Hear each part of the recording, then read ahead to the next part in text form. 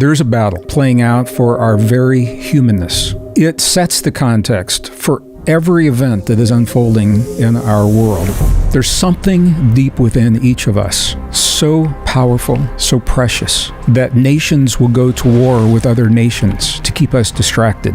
There is a movement to replace our bodies with synthetics, chemicals in the blood, sensors under the skin, computer chips in the brain, artificial intelligence. It steals from us our ability to access this part of us. We're about to give our humanness away to the technology before we even know what it means to be fully human. And we are more than we've been led to believe. So I want to be very clear. Evolution is a fact. It breaks down when it comes to humans. Something happened. Scientists now know this, but they don't know what to do with what they have found. The way that it happened is that it's by crossing the traditional boundaries that we gain new wisdom that leads us beyond the boxes. We owe it to ourselves to find out who we are and what it means to be human before we give it away forever. But here's the beauty.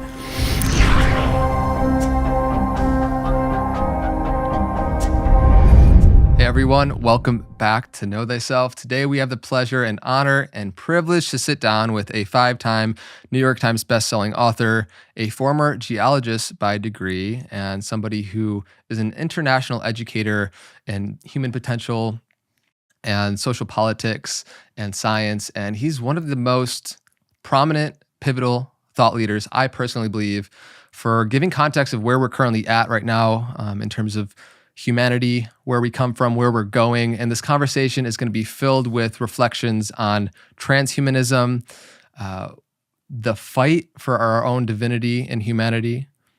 We're going to be exploring the possibility of where we came from, ancient civilizations, and much, much more. So Gregg Braden, thank you so much for being here. Andre, I am so excited to be with you. It's the first time we have worked together, first time I've had the privilege of working with you.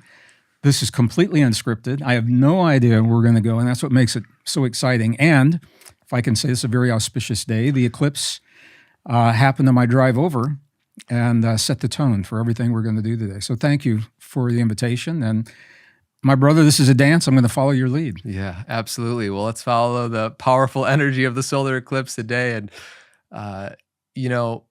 I want to start out with this reflection and hear your thoughts on what is this battle for our humanity and our humanness that is such an important reflection as the inevitable advent and rise of AGI and merging of technology with human biology is upon us and is happening day by day now. New things are unfolding. I would love for you to set the context of what that battle is. You know, it's a perfect place to begin because truly it is the umbrella under which every event, bar none, in our lives and our world is unfolding. There's a battle. It's an ancient battle. Some people would frame it as a battle between good and evil, or light and dark, originally perceived as good and evil. Ultimately, light and dark are simply energies until we give them the significance that we give to them. But there isn't an ancient battle playing out. It's not an obsolete battle. It's playing out before our very eyes today. And it sets the context for every event that is unfolding in our world. And so this is a perfect place to begin. We all know there's a battle for our thoughts. That's obvious. If you watch any network news, we've got commentators trying to tell us what to think and how to perceive the events in our lives. Most people know that. There's a battle for our beliefs. It's been playing out for a while in mainstream classrooms, mainstream textbooks. For example, how did the universe begin? Is it a conscious and intelligent beginning, or is it an inert, dead, random process that we're living in? How did we begin? And we'll talk about this. Are we the product of random mutations and lucky biology, as we're led to believe? Is there something else going on there? Those things are important, but they're all part of an even deeper battle. There is a battle for our very humanness that is unfolding right now. And the humanness is the vehicle that allows an even deeper experience, Andre. And that experience, for any of our viewers that may wonder how relevant this conversation really is, there's something deep within each of us that is so powerful, so precious, so sacred, so beautiful, that nations will go to war with other nations to keep us distracted so that we don't know what this power is all about. Armies will defeat armies. Pandemics will be unleashed.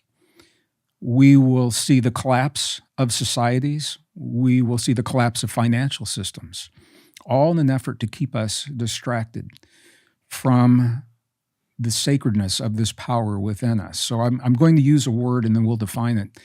It is the power of human divinity that is only possible through the biological body.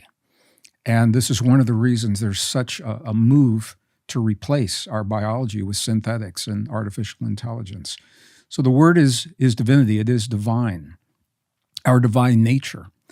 Now, when I use that word in public audiences, many people assume it has something to do with religion, and I can see why, because there are schools for divinity where religion is taught. But if you look at the definition of divinity, it's a deceptively simple definition, and it simply says that divinity is the power within us to transcend perceived limitations. And that's it. So I can see where religion would be wrapped around that concept, the idea to transcend perceived limitations. I'm going to break this down just a little bit. The idea of transcendence, it means not just to survive, but to become greater than, to become more than whatever it is that life brings to our doorstep, the challenge that life brings to our doorstep. So our ability to transcend perceived limitations, they may not even be real. They are the limitations that we have placed upon ourselves through our culture and our society, through our textbooks, through false science, through our culture, our religion, but they may not even be real. So our divinity is the ability to become more than the worst challenges that life brings to our doorstep. The reason it is such a powerful force within us is because through our divinity, among the things we transcend is fear. Divinity is what empowers us to transcend our own fears. If we, as individuals and as a society, are not kept in fear, we are very, very difficult to control. Because without the fear, we have the freedom to love, create, innovate, express. These are all features of divinity. I just want to give some examples of what divinity is all about, because for some people, it's this esoteric concept. Everyday divinity, we express it every day in our lives. I had the opportunity, 2016, I went to the Grammy Music Awards, and they held them in New York that year. My wife is a voting member in the Grammys, and she invited me, and I said yes. It's very kind of her. It was very kind, and I took advantage of the opportunity, and I met amazing people there. And every opportunity I had, I would ask the musicians and the producers, I would say, when you wrote this amazing piece of music, or when the words for this song came through, can you tell me where did they come from? And every one of them, Andre, everyone to the T gave me the same answer. Everyone said, it did not come from me. It came through me, from somewhere else. Every one of them said they had to find a way to get out of the way, to allow this deep inspiration to come through them. That is a familiar facet of divinity. Artists say the same thing. If you talk to an artist, who's done an amazing, or a sculptor, or a poet, they say the same thing. As a writer, I have had this experience where I don't know what I'm going to write, and I sit down and give myself the opportunity of either a blank piece of paper, or now it's a blank computer screen, and become very empty so that I can become very full of whatever it is that's going to come through. These are expressions of divinity. Divinity is a part of us. Our divinity is the part of us that's ancient, it's timeless, it's ageless. It is where our creativity, our intuition, our imagination comes from. And it's what sets us apart from every other form of life.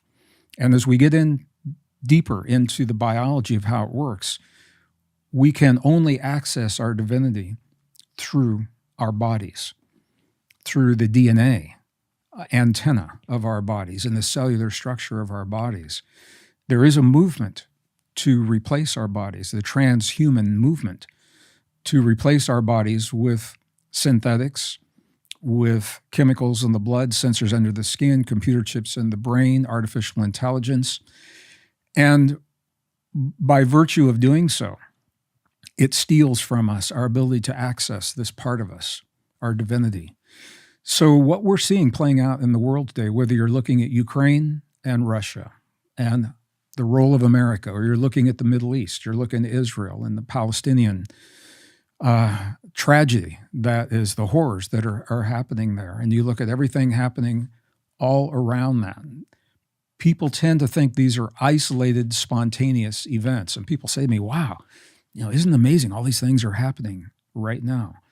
They're happening now because the battle for our divinity has intensified to such a degree that these are the events that it takes to keep us from that inner focus.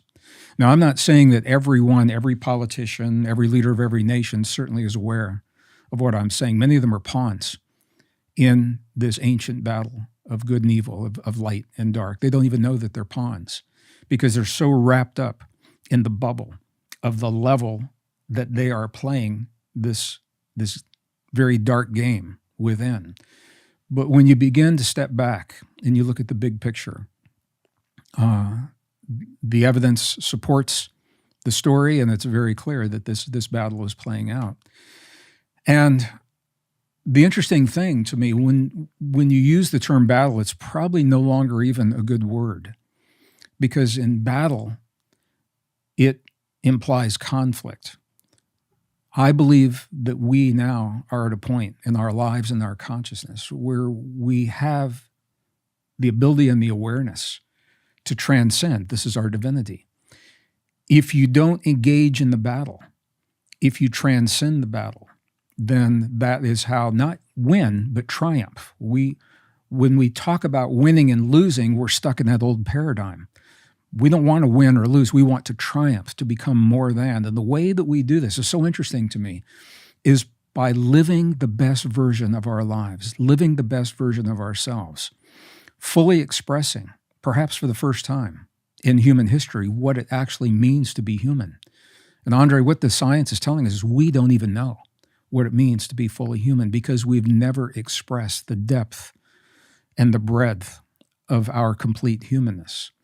So as we move through this time in history, there are some that allow themselves to become engaged in the distractions and the diversions, and others who are recognizing it's not that we discount what's happening and not that we say it's not important. It's all important.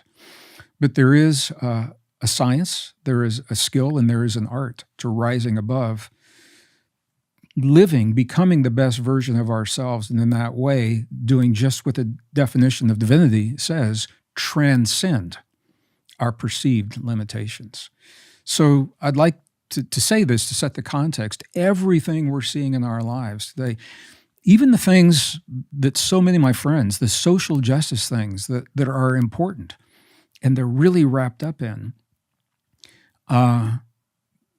for example, in the United States, the pronoun conversation, what pronouns are we using, the transgender conversation, abortion conversation, gay rights conversation, all these are important. But if you look closely at what's happening, the races, black against white, Christian against Muslim, Jew against Muslim, the rich against the poor, these are all really important conversations that go right to the gut, man. They cut right to the core of our most primal instincts. And if we don't know how we are being engaged, then we will respond on that primal level. They're important conversations. They have been skillfully weaponized to divide us and keep us separate from one another, to break the social bonds that have always kept families and communities and societies and nations together. There's an intentional effort to break those bonds, and sadly, it appears to be working well to some degree because we're allowing it. We're allowing ourselves to be played, to be pawns in this ancient game. So the conversations are important, and I don't want to diminish the significance of those conversations.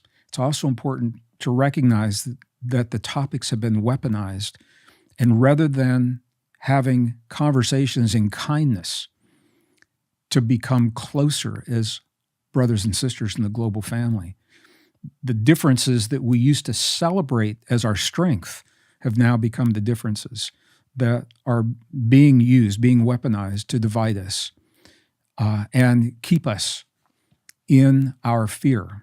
And it is divinity that allows us to transcend that fear. So when you think about this, all of a sudden it becomes really clear why a dark power would want to keep us in that fear, because we become powerless victims in that fear. And as victims, we need a savior.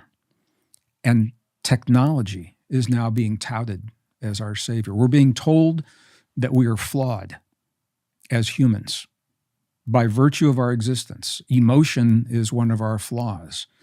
The inability to make clear, logical decisions without having emotion. Empathy is considered to be a flaw by transhumanists. Sickness, illness, death is considered to be a flaw by transhumanists. And we are programming our young people to believe that they are broken and flawed from the time of birth, and that they are victims of something beyond their control. And if you're a victim, you need a savior. And the savior, we're being told, is technology, computer chips in the brain, artificial intelligence, sensors under the skin, AI that knows us better than we know ourselves.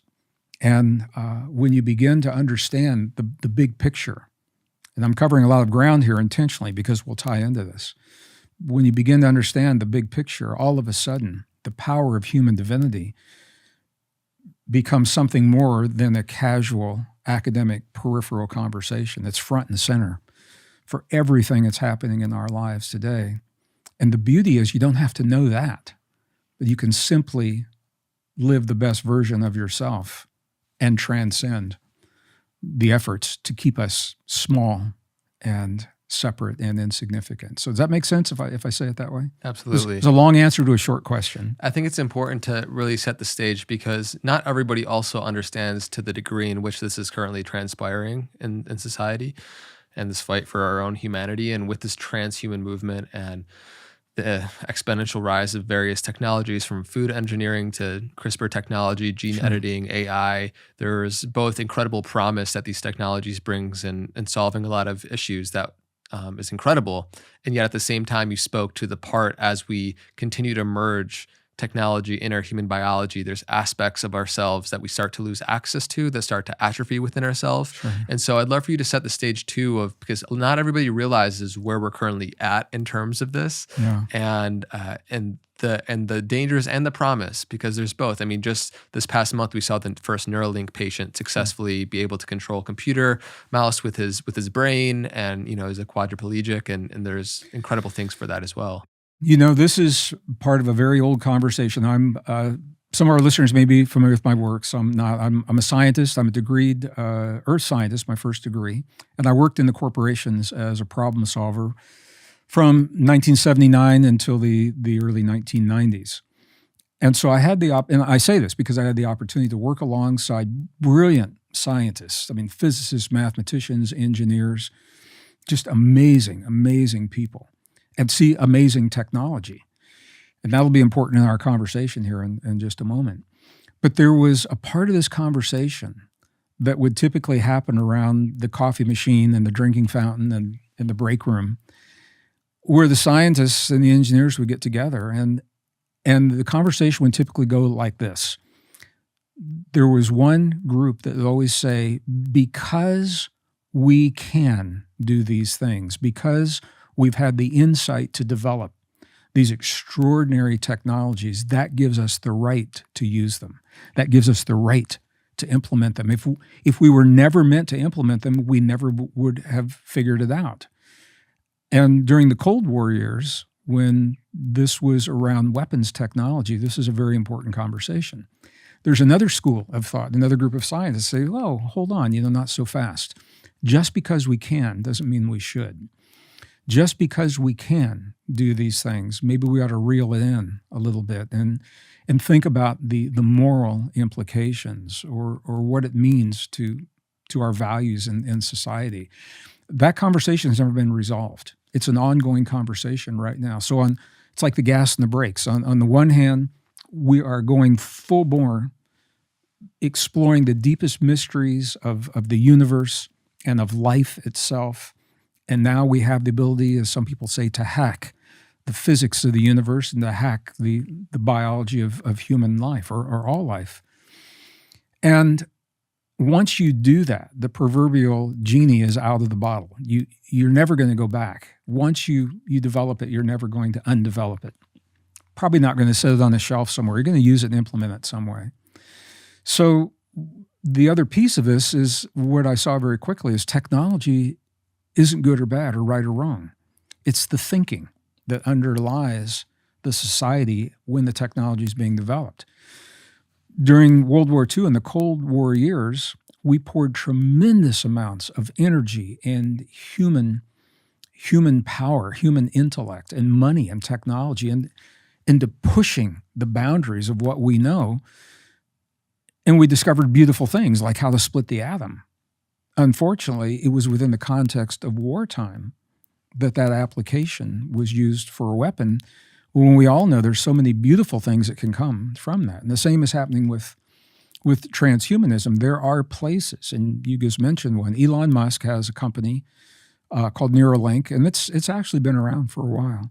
And they are the first to develop the computer chip. It's not actually in the brain. It's interesting. It sits in a space above the brain and below the bone. And there's a little space in there. And there are 128 microfibers that go down into the neocortex. And they pick up information. They're sensors. Pick up information from the neurons, bring it back to the chip, and the chip then processes it and sends it through essentially a Bluetooth-type technology to the computer with no wires. That can be a beautiful thing for servicemen and women who have lost arms and legs and in the battlefields halfway around the world, Afghanistan, Iraq, to give a man or woman the ability to hold their babies in their arms once again with their prosthetics, or to brush their own teeth or comb their own hair or feed themselves. But what a beautiful, beautiful thing. And that's one of the good things that can come from all of this. There are now proposals on the table, governmental agencies proposing by the year 2030 that all newborns be implanted with a computer chip in the brain. They say to give them the edge in business and in technology and to be able to compete successfully in life. And when I say this to a live audience, I mean, I can see people's eyes. They say, not my babies. We don't want this. So there's a part of us. This is the generation, Andre. It's not going to drag on forever. We're at this pivotal point where the technology is at this stage where we are now making a decision. And I'm fascinated by this because it's never happened before. We now have the ability to make decisions that will not change so much the world around us, but the world within us forever in ways that can never be reversed. This goes all the way down to the genetic level. And when we define human through a very specific quality of DNA, we now have on the table proposals for medications, for different kinds of medical applications that will forever change who we are genetically. And we don't even know what that means. We don't even know what it means to be human. We're about to give our humanness away to the technology before we even know what it means to be fully human. I'm not saying it's right, wrong, good, or bad. I have my own personal feelings, but my sense is we owe it to ourselves as a species to find out who we are and what it means to be human before we give it away forever. But here's the beauty. I think when we discover the deep truth of what it means to be human and the power within the human cell and within our own divinity, we will feel less need and less drawn to bring that external technology into our bodies because we are the technology, literally. This is why I said what I said just a moment ago. When I was in the industry, I worked on a project called SDI, Star Wars Defense Initiative. It was back in the 1980s. And even then, we had the most amazing laser systems and radar systems and communication systems and computer systems. And who knows, where they are now. They've come so much further. But here's the thing, as advanced as every one of them were, I have never, to this day, I've never seen a technology developed outside of our bodies that doesn't mimic what we already do in some capacity within the cells and the systems of our bodies, except we do it better. We do it better. And so that's a big statement. Let me just share what I mean by that. Let's take computer chips in the brain. When I'm with a live audience, and a lot of young people come to our programs, and they've been taught to worship the computers and the AI and computer chips are God. I mean, literally, that's what they've been taught. And when I say to a young person, and I have a really very honest conversation, computer chips are fast. Absolutely, they're fast. Efficient, totally. I mean, I'm with you on that. I was a senior computer systems designer for a company called Martin Marietta Defense Systems. And I was with the computers day and night, and they are impressive machines. So I'm not denigrating that in any way. But here's the thing. A computer chip will always be limited in its function by the physics of the stuff it's made of. So the atoms of silicon, for example, the space between those atoms only allows information to travel so fast between that space. And once that limit is reached, it can't be scaled. So that is the upper limit. They've reached the capacity for that computer chip. Now you look at a human neuron and you say, well, what is the upper limit on the human neuron? And the answer is we don't know. And here's the reason. This is so beautiful. Because every time we think we reach the capacity of a neuron to hold or transmit information, what happens is that neuron adapts and it morphs, it shifts, it changes to accommodate the greater capacity that we're asking it to do. We don't know what the top end is because every time we reach it, we exceed it. That's part of our humanness. And when young people begin to understand that, we don't have any chips that can do anything to that degree. And that's just one example. I mean, the immune system is another example. We'll probably have a whole conversation on the immune system and what that means. So the human body, the average human body has about 50 trillion cells in the body, give or take, whatever average is. Every one of those cells has an electrical potential. It's about 0.07 volts per cell. And you say, well, that's, it's a pretty small potential. And I agree, but you do the math, 50 trillion times 0.07 volts of electrical potential. Now you're talking about over 3 billion volts of electrical potential. What would it mean if we could harness that and then apply that to our healing or to our intuition or to the regeneration of the cells in our bodies? But it doesn't stop there, because every cell in our body, it functions as a transistor, it functions as a resistor, it functions as a capacitor, it stores and releases information. It is a photon generator. We're sending light, and light is information. So we're sending light into the field around us, and we're receiving light from the sun and from other individuals. We are photon receivers. Every cell stores information and retrieves it just like we do on a chip. And here, the young people love this. There's a technology out there called blockchain technology that is the foundation for Bitcoin and a lot of digital finance. Where did the idea for blockchain come from? Blockchain technology in computers actually mimics the way that DNA stores information in the cells. The information of the blockchain is immutable. Once it's there forever. It's transparent. If you know how to read it, anybody can read it. It can't be hacked. It is secure. And that's exactly why blockchain is so powerful with digital currencies. That's the way we store information in the human body. And I could go on. The point is, all the technology in the world around us, to some degree, it's mimicking what we already do within our bodies, except we do it better. Can I just share a short story Absolutely. about this? 1990, I was hiking through a remote area in northwestern New Mexico, Chaco Canyon, in preparation to lead a group. I was doing a reconnaissance trip. And I was hiking on a remote trail, and there was a native man by himself who was hiking in the opposite direction. And he stopped, and we talked for a few moments. And he began to tell me a story. And the story is pertinent to this conversation. He said, a long time ago, the people of the earth remembered who they were, and they lived much closer to the earth. And they were much happier, of course. And he says, something happened, and even the elders don't know what it was, but the people of the earth began to forget who they are. But they so long for the deep connection that they had between themselves and the forces of nature and the cosmos and the earth under their feet. They so long for that connection that they began to build in the world outside of them reminders of what that connection meant in the world inside of them. And he said, we live in that world today. We long for that connection. We miss ourselves, our true potential.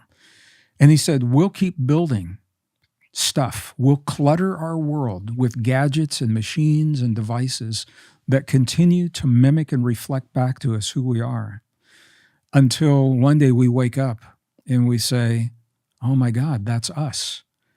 And then we will let the external technology go, because we will have remembered to awaken our inner technology. The world becomes more sophisticated because we've awakened, yet it looks simpler because the external clutter goes away. And that man remains a friend today in one of the pueblos in northern New Mexico. But I think his story, and from his perspective, it gives us a deep insight maybe into why we are where we are in the world today. We are reaching this convergence point. We can all feel it. It's like a rubber band. It's just stretched so far. Something's going to give. And in probably many different ways, many things are going to give, because it's unsustainable. But part of that is we're beginning to come back to ourselves and to understand who we are and what our potential really is. And that we are more than the machines that we have built, more than the AI, more than the computer chips.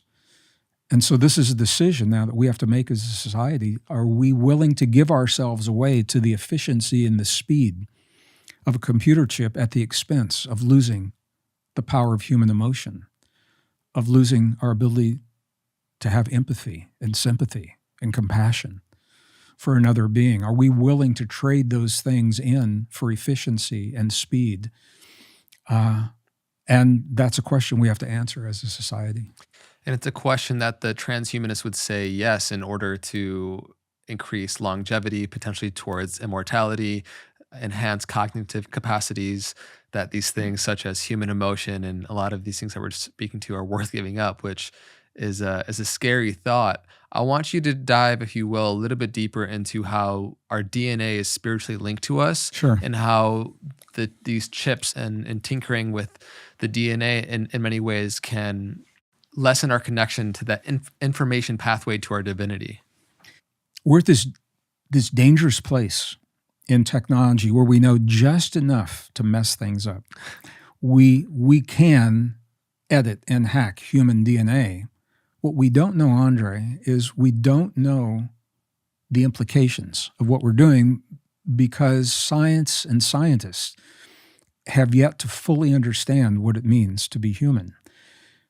And one of the places where I think this is coming to light the quickest, and this is how science will learn. Science eventually will have, if science is to remain valid, science has to come to terms with the fact that there is something beyond the human body that is not being accounted for in the scientific models. I'll just say I grew up in northern Missouri, And when I started school, I had the opportunity to see Albert Einstein's brain. When he died, they took his brain from his body and they preserved it in University of Kansas. And they thin sliced it to see what made his brain so different from everyone else, what set him apart from everyone else. And what they found was it looked pretty much like anyone else's brain, with one exception. His brain had way more folds. When you take all those folds and you stretch them out, it means he had more surface area to his brain. And that surface area is more neurons. Neurons, we now know, are essentially biological antennae. We don't store memories in our brains. We don't store memories of our loved ones in the neurons in our brain. The neurons are the antenna that tune to a very specific place, a vibratory space in the field that scientists now know connects all things. 2012, the scientists at CERN, the superconducting supercollider in Geneva, Switzerland, they announced, yes, there is a field that underlies all existence. Esoterically, we had known that and talked about, and everybody said, well, yeah, sure, there's a field. But the scientific community didn't acknowledge that until 2012. That wasn't that long ago. So there's a field. It is a subtle energy field, and information is stored in that field. Our neurons are the antenna that tune to very specific places in that field. DNA does the same thing. So, for example, when we want to learn something new, if you're trying to learn a foreign language, or I'm a musician, you're a musician, we're trying to learn a piece of music, and we're trying to mimic what somebody else does. And the first few times you do it, you go through the motions and it feels awkward, or you're speaking a foreign language and you're saying syllables that just sound weird.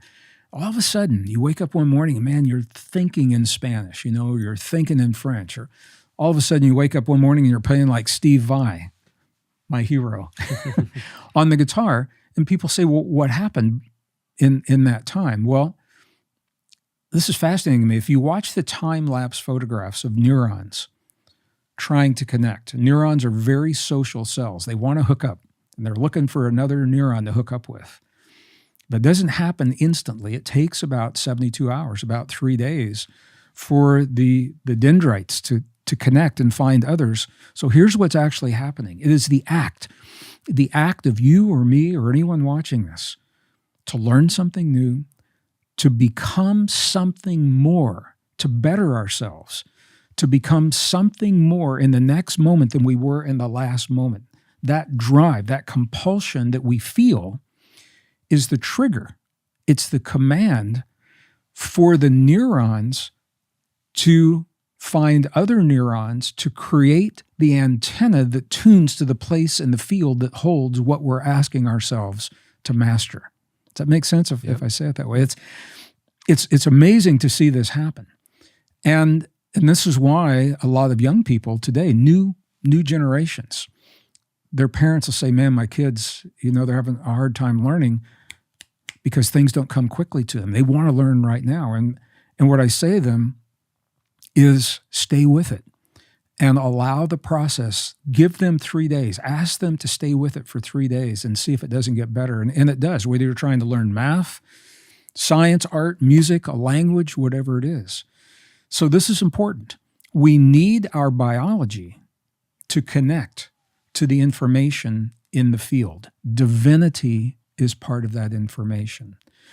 Our intuition, our creativity, what some people call your higher self, when you're praying or when you're meditating.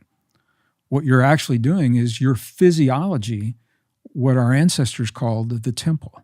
This is the temple, the vessel that holds the antenna. We are communicating with that part, that place in the field where many people have come before us and are also communicating with that place in the field. This is why when you begin to replace the natural biology with synthetics, there are no longer neurons. There's no longer DNA. And what that means is there's no longer antenna.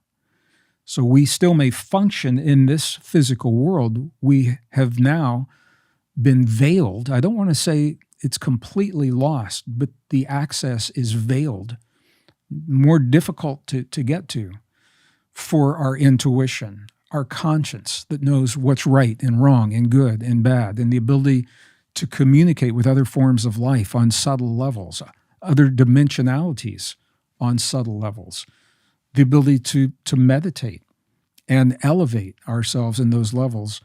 All of that innovation, creativity, imagination, all of that begins to atrophy. If we don't use, and this is the danger, and the science is showing this, if we don't use those parts of ourselves now, so for example, computer chips are put into the brain, into the neocortex, and they begin to replace mirror neurons. And we'll talk about mirror neurons a little bit. It's a class of neuron.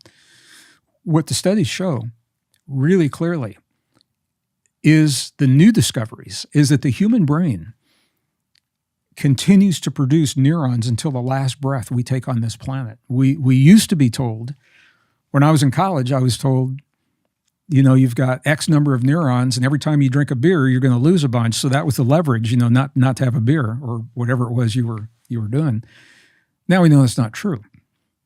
That we continue to produce them until the last breath of life. However, and this is the caveat, if a new neuron is produced and it is not engaged in a meaningful way, within about 14 days, it will atrophy and die because it feels like it's not needed. If we have AI virtual visors in our children that are entertaining them, everything is being done for them. So you got a 3-year-old sitting on the floor in the living room after breakfast with a visor for hours, watching extraordinary scenes and vivid colors and sounds they would never see in the natural world. But here's the thing, it's all being done for them. They're not engaging their imagination. They're not engaging their creativity. They're not engaging their problem-solving skills. All they're doing is being entertained. And what happens is the brain cells that are not engaged begin to atrophy. So now psychologists are publishing papers of young kids that are doing just this, and they have cognitive impairment because everything from motor skills to language to socialization, the visual cortex is thickening because that is the part of their brain that's being used. When we fail to engage our divinity in a meaningful way, those parts of us begin to atrophy in one generation. The next generation, your body says, we didn't use these much. Maybe we don't need this anymore. And it becomes an appendage of a skill that we used to have. This is how you lose a species. It's exactly how you lose a species because it's happening on the genetic level as well, with reproduction, with immune response, all of these kinds of things. So the point is that it's through our natural biology that we have access to our divinity or to our ability to transcend our perceived limitations. When our natural biology is replaced, then those skills either begin to atrophy or we lose access altogether to that field. We're still alive. We may no longer be human if we define human through DNA and as Homo sapiens. We may become something very different. One of the directors of research at Google Technology, Ray Kurzweil is his name. He's a futurist. He's a visionary. He's been around for a very long time. And I'm just going to share his perspective, and it's not out of disrespect for Ray Kurzweil because he's a technologist. So he's just looking at the technology and what's possible. And what he says is by the year 2030, 2035, we will no longer be pure human. He said, when you talk to another human, we'll be talking and we will become some degree of hybrid between external technology, artificial technology, and natural biology. And he believes this is moving toward what he calls the singularity. The singularity is where we become the technology that we have embraced within our bodies becomes so dominant that we now are part of the internet of all things, that we are surveilled, we are tracked, our vitals are traced. AI is determining our lifestyles, what we can eat, what we can purchase, how we travel, where we travel, all of that. He says between 2035, 2045 is when he expects what he calls this singularity to occur, where that used to be an interesting scientific concept until political powers began to propose now the policies that are actually implementing these very things. So we've seen this since the year 2019, right before the pandemic, when the World Economic Forum, the unelected officials of the think tank that has been around since 1971, they've always gotten together once a year and, they sit back and talk about what they think the world should be. And I have no problem with that at all. What happened in 2019 is that they signed a formal agreement with the United Nations. And the UN has a program called SDG 2030, Sustainable Development Goals for 2030. 17 goals they want to implement by the year 2030 that they believe make for a better world. These are unelected officials. You and I have no say, and what they're proposing changes every facet of our lives, typically in a way that is about contraction and loss of freedom rather than expansion and the gaining of freedom of expression of life. So the UN has been trying to implement these policies, and they've had a slow start. They're not where they would like to be because they're not popular. The World Economic Forum has had these ideas. They don't know how to give them traction. They signed a formal agreement in 2019 for the UN to use the Sustainable Development Goals as the implementation arm of many of the World Economic Forum ideas because they are so closely aligned. And all of a sudden, those abstract ideas that sound like a dystopian scientific future from a really bad movie are now showing up for votes at the United Nations. They're being proposed to the United States Congress through different forms of legislation, state and federal levels. And I think we need to be aware of these things. It all comes down to this conversation that we're talking about our humanness. Do these ideas, do they give us freedom of imagination, creativity, and expansion of life and health and healing in the body? Or do they want to control, contract, confine, and limit our expression of all of those things? And when we begin to see the answer to that, we can see the thinking and where this is going. But I want to mention may I mention one more thing? No. Okay. I'm just kidding. Go ahead. Well, here's how science, I think, is going to come to terms with the fact that there's something so much more than we've ever been led to believe, and it's through their attempts to clone life. We've all heard of Dolly, the sheep in the UK that was cloned, the first successful cloning. And for most people, the story stops there. What they don't know is that Dolly, the sheep, at first looked normal and at first looked like any other sheep. She actually conceived and had 6 offspring.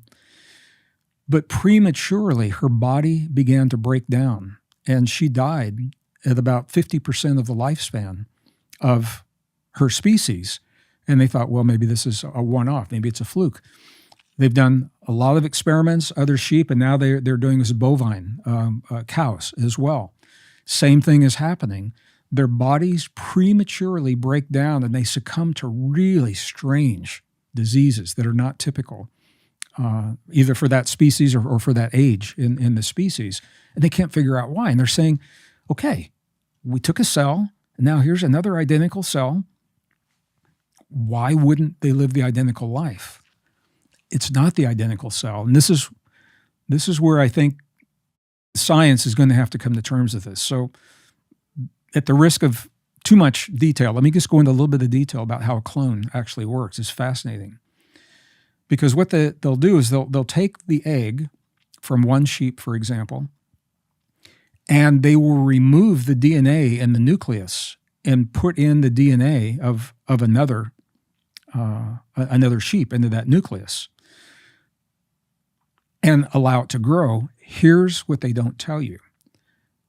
Not all the DNA is in the nucleus. Some of the DNA is outside of the nucleus. And there is a communication that happens between the DNA, an energetic communication that is established. When the term is enucleation, when they take the DNA out of that nucleus, put in another form of DNA into that nucleus, they left the DNA outside of the nucleus. Now, those two realms of DNA are no longer in communication. They can't, and the role that the external nucleus is playing to that internal nucleus of information sharing as a template for longevity, that communication now is lost. So that is at least part of the reason why the premature breakdown is happening. This leads into a realm that the scientific community doesn't want to go there, is that there's more than a chemical conversation going on. It's an energetic conversation.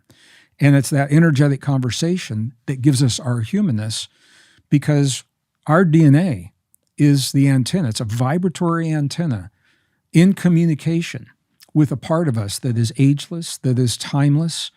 It's the part of us that does all the things that we've been talking about, that allows us to have what some people consider God-like skills, God-like abilities, because they are the kinds of abilities that we've always attributed to our super people, Wonder Woman and Superman and things like that. These the ability to heal on demand, to create resilience on demand, to longevity enzymes, or what some people call anti-aging enzymes on demand.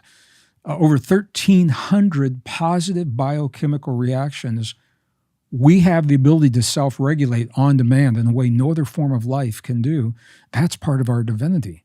We begin to lose that when we give our humanness away to the technology, to the AI, to the computer chips, chemicals in our blood, gene therapies to enhance immune response.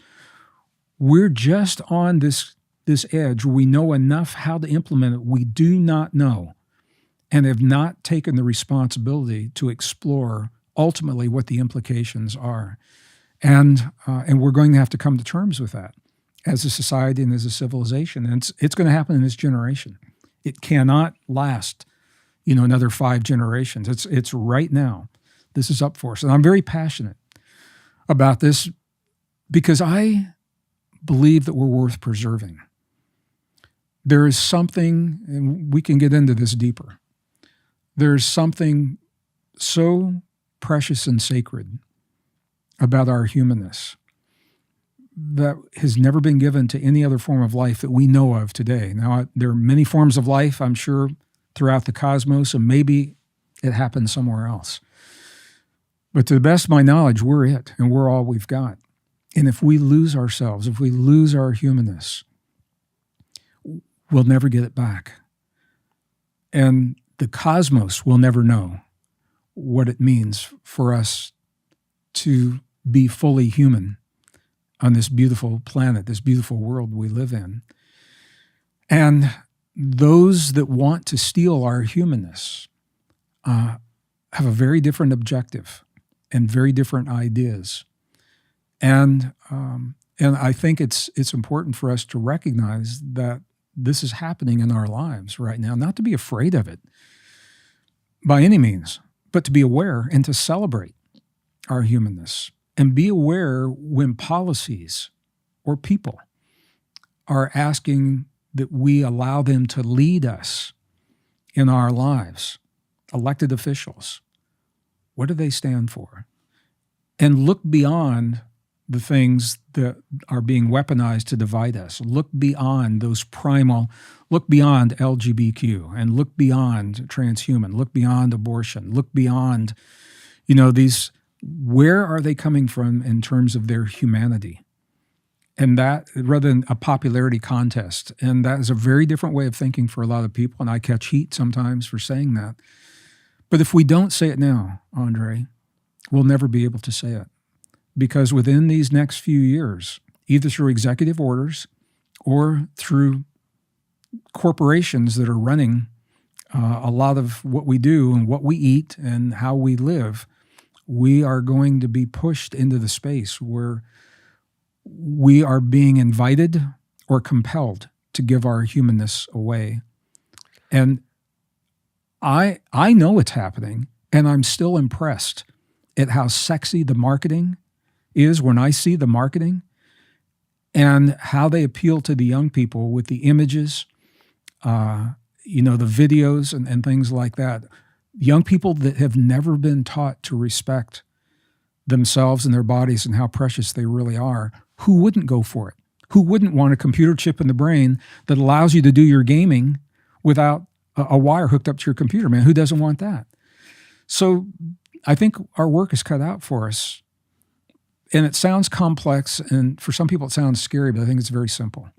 And what it is we make it a point to inform our young people of how special they are, how precious their lives are, to be very aware of what they put into their bodies and what they put onto their bodies, and to help them to understand that their uniqueness is cherished and wanted and needed in the world and can only happen through their natural abilities, not the uniformity of computer chips and AI. So that was a long statement. So what do you think? It was wonderful. Thank you for just giving all that context and all the nuance and tangents. I think it really helps us understand where we're at with it. I don't think most of us, including probably to many degrees us in this conversation, know to which degree how exponential this technology is evolving, much faster than regulatory agencies would be able to do anything about it. In many degrees, like once the genie is out of the bottle, it's out of the bottle, and we don't know what we don't know. I think we can erroneously attribute malice to where ignorance would suffice. There's that saying, we simply don't know what we're fully doing. Sure. And I've heard you share many times how the more that we truly know who we are, the less we fear the change that is coming.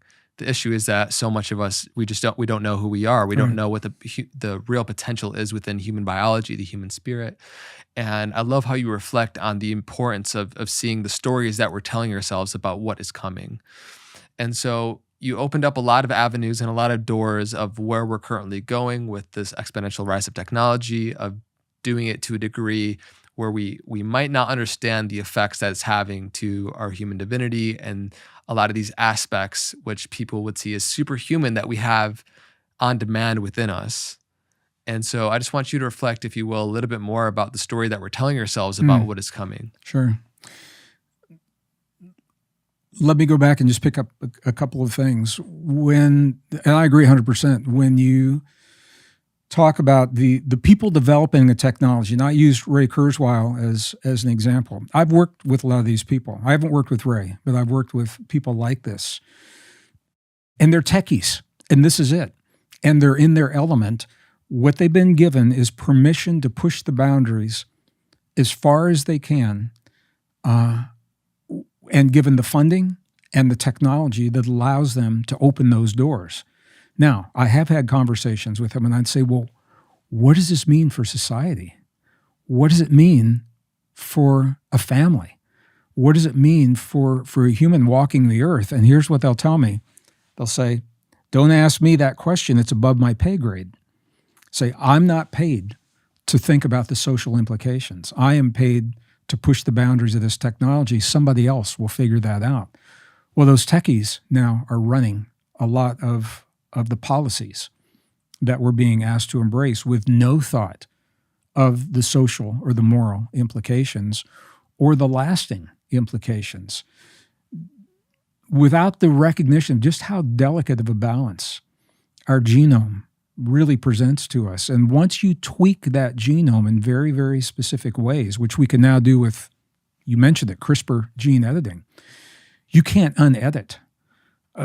You can, and it's a big process that I don't think you can go back in a species once you make those changes. So yeah, I think a lot of it is the technology. I'll just encapsulate it this way. The technology has developed faster than the morality of how we use it in our lives, or what it means in our lives. And I think it's a very fair statement to say. With your permission, now, can we go into something really deep and esoteric? Are you okay if we do that? I don't know. It's not really my avenue for this podcast. All right, well, we don't have to if you don't want to. I'd love to. Please, let's continue deep diving. Well, I think one of the reasons, and this isn't new, for generations now, since 1859, Charles Darwin put forth a theory that we called the theory of evolution. In his book, Origin of Species, it was published in 1859. It was a different world in 1859. It was before my time. I certainly don't remember that. You're timeless, Gregg. But I've got a really interesting story to tell about, I published a book a few years ago, and I did a radio interview, commuter traffic interview in New York City, to promote this book. And it was all the evidence that does not support evolution. So the interviewer came on in the morning, and man, there was, no good morning, welcome, Gregg. How are you? A 6 a.m. interview for me. It was, commuter traffic in New York. I live in the mountain states, so it was 8 a.m. for them. And the first thing he says, what gives you the right to talk about evolution and biology?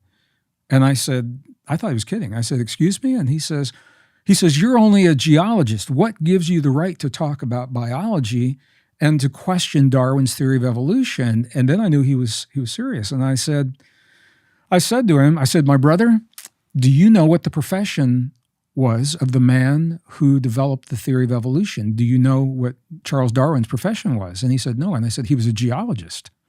And the guy, he came back, he said, okay, let's go to break. And he took a break and he never came back. So that was the end of that conversation. The point is that Darwin, where I think Darwin made the mistake, was he took what he saw with one form of life, one species of birds, in one location of the Galapagos Islands, in one moment in time, 1853, and he took what he saw happening there and generalized it for all life at all places throughout all time, including humans. So I want to be very clear that as a geologist, evolution is a fact. I've seen it in the fossil record. I have excavated those fossils when I was in school. And I believe in the theory of evolution. It breaks down when it comes to humans. Something happened to us that's not accounted for in our study of evolutionary biology. It happened 200,000 years ago when the first anatomically modern humans is what they're now called. AMH is the acronym, anatomically modern humans. When the first AMH emerged on our planet, we now have the ability to extract the DNA from fossilized remains of ancient forms of life, including forms of life that we used to think were our ancestors. And when you compare their DNA to ours, now we know that we did not descend, for example, from Neanderthal. We may have some Neanderthal DNA, some people do, especially in Northern Europe, because we shared the earth with them. We walked the earth with them.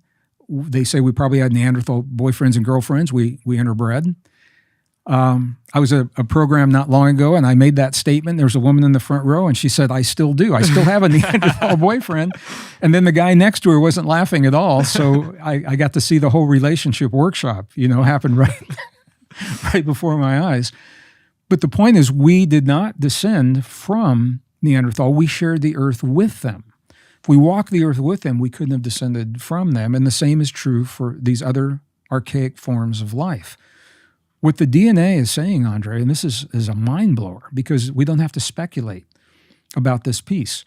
When you compare our modern genome, you take your blood or my blood and you compare that to the genome developed from the fossilized remains of our earliest ancestors, we haven't changed. We showed up 200,000 years ago. We don't know where we came from. We haven't changed since then. Now, we have obviously changed in consciousness. We have evolved in the way we think. But our biology has not changed. We had all of the advanced neural network and all of the ability to self-regulate and all of the things that our divinity was available to us 200,000 years ago. The way that it happened, scientists now know this, but they don't know what to do with what they have found, is that there were mutations in our DNA that cannot be accounted for under natural circumstances. They don't happen in nature. With the certain chromosomes? Yes. For example, one of the most profound is chromosome number 2. Human chromosome 2, it's the second largest chromosome in the human body, in the cell. It has about 1,200 genes in that chromosome. Genes are little segments of the DNA. The chromosome is the long strands of DNA, and then the genes are the shorter segments of the DNA. One of those genes is called TBR number 1. TBR 1 is responsible for our brain size. We showed up 200,000 years ago. We got a brain 50% larger than our nearest primate relative. Boom, just like that. It didn't happen slowly, gradually over a long period of time. With a neocortex, I know you've had my brother Joe Dispenza on before, and he talks a lot about neuroscience and the neocortex. The mirror neurons that allow us the ability to envision in our mind an image of what we want to happen in our bodies, and then the mirror neuron feeding the brain and informing the body to produce the chemistry to match what we're seeing in our mirror neurons. That happened 200,000 years ago. Now, some other forms of life have to a lesser extent that, but not like we have. So human chromosome number 2, where did it come from? Well, scientists now know it is the fusion of 2 existing chromosomes. They're fused, on a typical chromosome, and I know a lot of our viewers know this, on the ends of the chromosomes are called telomeres. You hear about this a lot in longevity space, biohacking and longevity.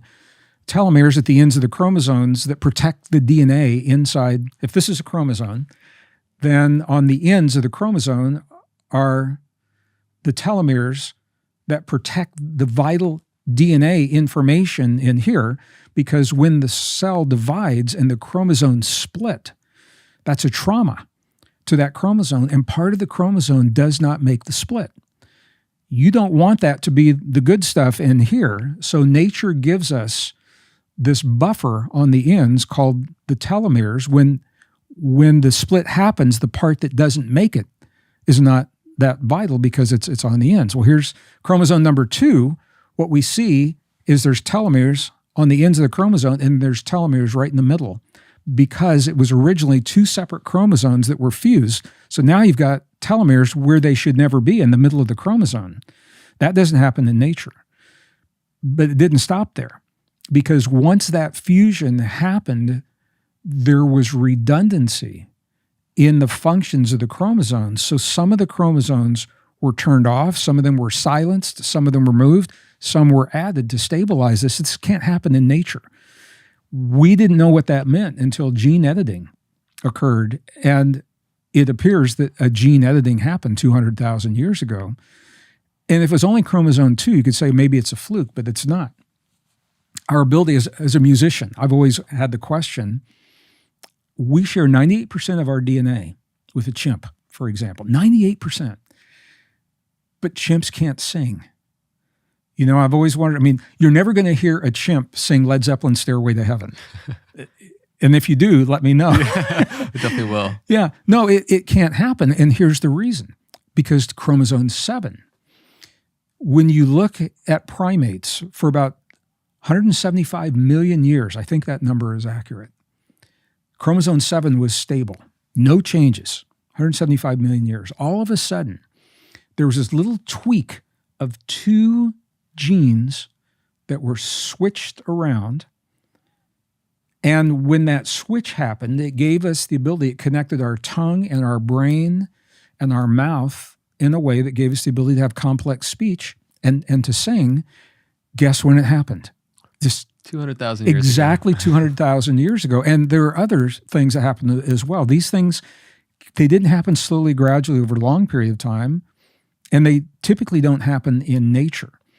So we begin to see that the odds of this occurring are so small that scientists say it appears that there's been an intervention. That's the word that they use. They don't say who or what, but there's been some kind of an intervention. And this leads to the deep esoteric conversation that I'd like to have, if you're okay if we do that. Yeah, absolutely. I love, because the precision, the timing of this, as you're speaking to, points to something beyond the standard evolutionary model. And I love that Fred Hoyle quote that you gave, that I heard you share as an astrophysicist. British astrophysicist, yeah. Yeah, about a tornado. He said the odds, when he was asked at a conference, he was going through all the math, and somebody in the audience said, cut the math. What are the odds? And he said, let me put it this way. He said, the odds of human DNA forming the way that it formed to make us who we are today are the odds of a tornado sweeping through a junkyard and on the way out leaving a Boeing 747 behind. And we all know that's probably not going to happen. So that was his way of saying, and this is, the scientific community, this is why they're stuck. Because there's a huge difference, Andre, between revealing new discoveries and new information and forcing those new discoveries to fit into a pre-existing model. There's a huge difference between doing that and revealing new information and allowing the information to lead to the story that it tells. There's a reluctance in the scientific community traditionally to do the latter. Where the information, and I'm going to go into this a little bit more deeply, where that information is leading takes the scientific community to a place that they are traditionally not equipped to deal with, and so they prefer to avoid it. They're not bad people. I have friends in academia, and I've asked them the question. They say, why can't you teach this to your students? And they're the age I am. I'm 70. So they've been teaching, 40, 45 years. And what they say is, we're going to let the next generation of professors deal with this problem. We would have to change all of our class notes. It makes us look wrong as professionals to have to go back and change the story. And I tell them, I said, no, it actually validates the power of science because it shows that science is so relevant. It's made to be updated as new information comes to light. It's a living story. It's not a static story. So for me, once I began to understand on a personal level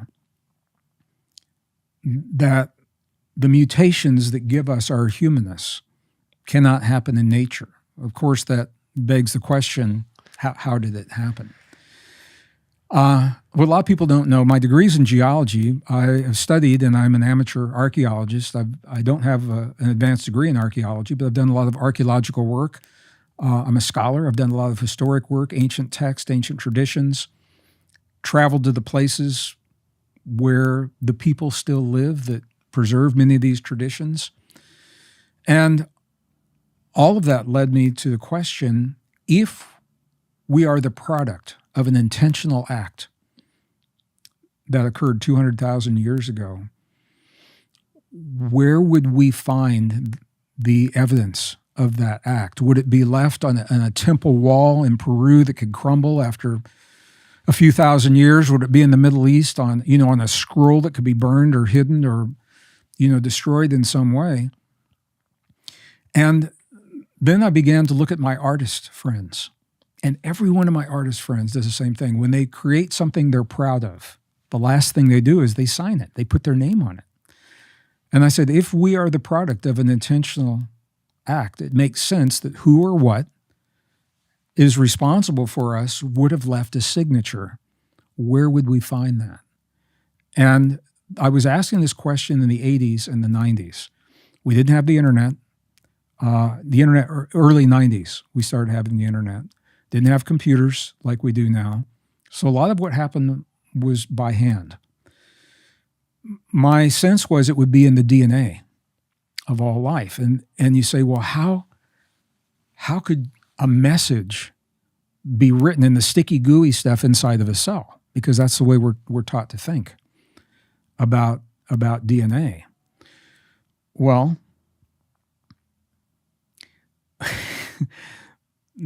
this is a big story, and I'm not sure even where to jump in. But let me say this. In 2007, Japanese scientists released a report showing that they had stored written information into the DNA of a bacteria.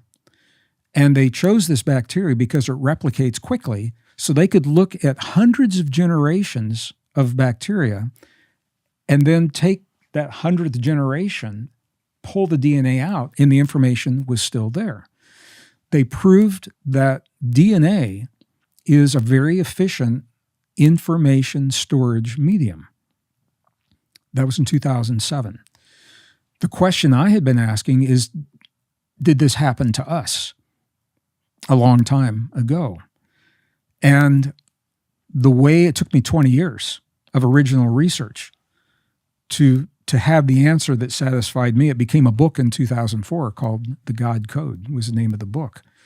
And the bottom line is this: if you take the chemical codes that make the DNA in our bodies, they're made from elements that you find on the periodic table, and every one of those elements has different ways to represent it. It's got mathematic representations like valence number and atomic weight and atomic mass. Those are all different numbers that represent the same element.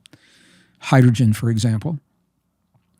And I began looking at that periodic table and wondering if that somehow would correlate to the ancient languages that have been left for us that tell us who we are.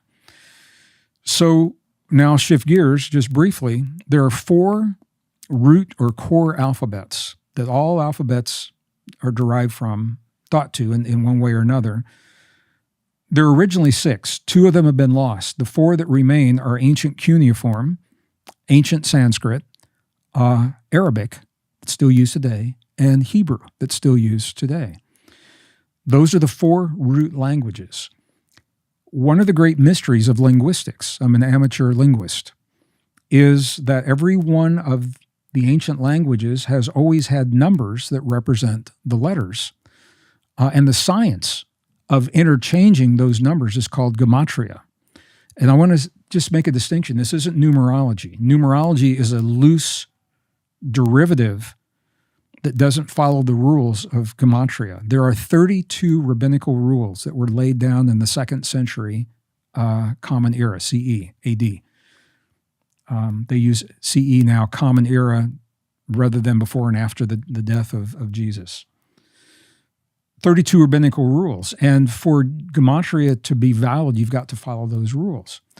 So I said, if the DNA of our bodies holds a language, is it possible that the numbers could be the common link that would allow us to go from chemicals to letters? In other words, is it possible, can I read the DNA in my body like I read the letters on the page of a book? And the answer is yes. It took 20 years to figure that out. And the information in our DNA is in layers, and each layer has a different code. The first layer is considered as the introduction, just like you would have an introduction into the page of a book. So now what we're doing, Andre, is we're putting on an IT hat.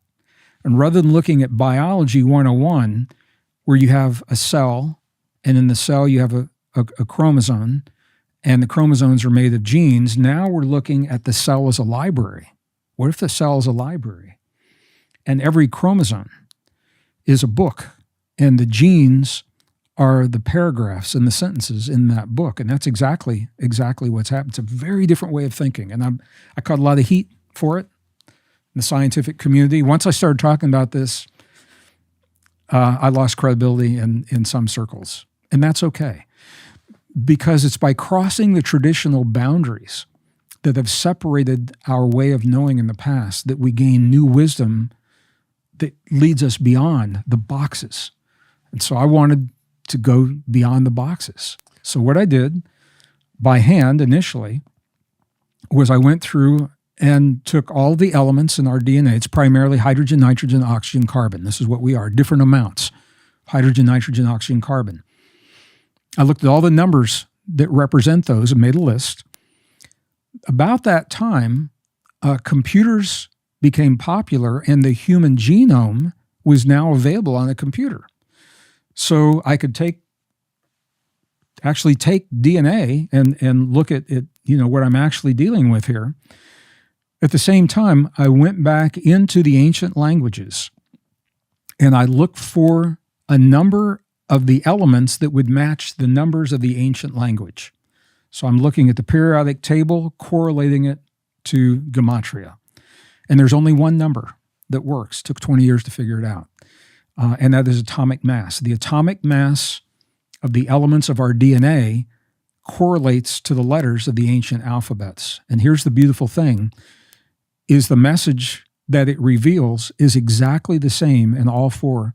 It's the same in Arabic, the same in Hebrew, the same in cuneiform, and the same in Sanskrit, and probably other languages. But those are the four core languages. So when we make that substitution, when you use that numeric link and literally into the DNA bases, cytosine, thymine, guanine, adenine, when you go into those bases and you make those substitutions, it actually spells out the answer to probably the oldest question that we've ever asked. When we say, who are we? The translation of the first layer in the DNA, the introduction of every cell in our body, reads exactly the same. And it literally, this isn't a metaphor, it literally reads the words, God eternal within the body. God eternal within the body. And the name of God that's written in our DNA is exactly the same as it's written in the oldest spiritual and religious, our most ancient and cherished spiritual traditions. That name is actually written into the DNA of our bodies. So what we can say with absolute certainty is when we forget who we are, when we think our differences are so great that separate us through the attempt to isolate us and break the social bonds, and we no longer know who we are, we need look no further than 50 trillion cells in the human body, and the first layer of every one of those cells that literally says God eternal within the body. It doesn't say who God is, where God came from.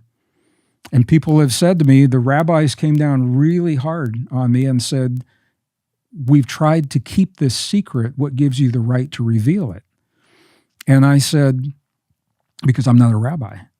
And I said, if we were ever going to reveal this to ourselves, what better time than now? When we're on the verge of destroying the very essence of the humanists that we love and cherish. We're on the brink of war. This was in the 80s and 90s, right at the end of the Cold War, another war we were on the brink of. What better time to reveal this than now? And why wouldn't we want to tell ourselves that we are God eternal within the body? We're not some random process, the result of a random mutation, slow, gradual evolution. There's an intentional intervention and a signature to tell us about that intervention that literally says we are God eternal within the body. What does that mean? What does it mean to live your life as God eternal within the body? And what I've found is when people discover this, I see this in live audiences. I watch people's eyes and I can feel the vibe in the room, because now everyone has a challenge in their lives. How does God eternal within the body deal with this disease? How does God eternal within the body deal with the betrayal of the trust? And it's very different than how we're taught to think of it as mere mortal humans, is what somebody said to me once. So that message is only possible because 200,000 years ago, who or whatever intervened to give us our humanness, left a message to tell us. And it's only now, when we arguably are on the brink of global war, this is the year 2024 in the spring, when the technology is being developed so quickly and we're being encouraged to give away our humans and literally replace our bodies with artificial substances and chips and AI and gene therapies, only now that same technology comes full circle and says, this is who you are. Maybe it wouldn't have meant the same thing if we'd discovered it 50 years ago. Now when you go back and you look at our most ancient and cherished traditions, they've always said to us that our body is the temple, that we are a temple. And this gives new meaning to the temple because inside of a temple typically is something precious and sacred.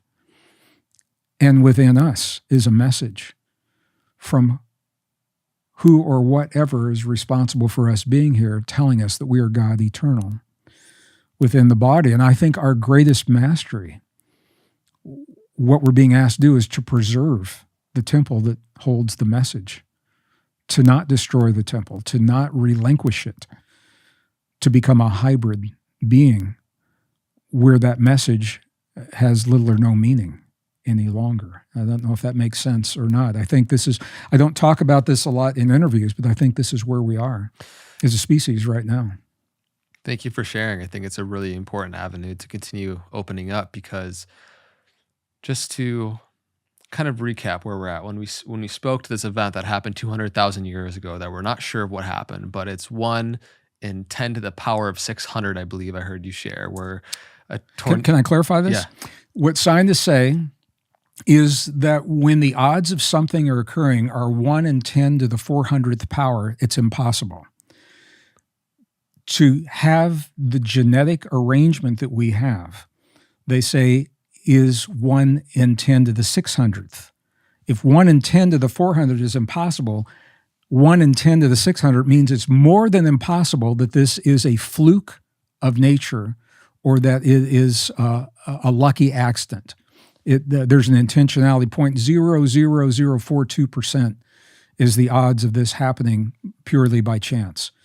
So we can say that there is some, as a scientist, I have to say this, and I realize I'm crossing a lot of traditional boundaries to do this. I have to say there's been an intervention.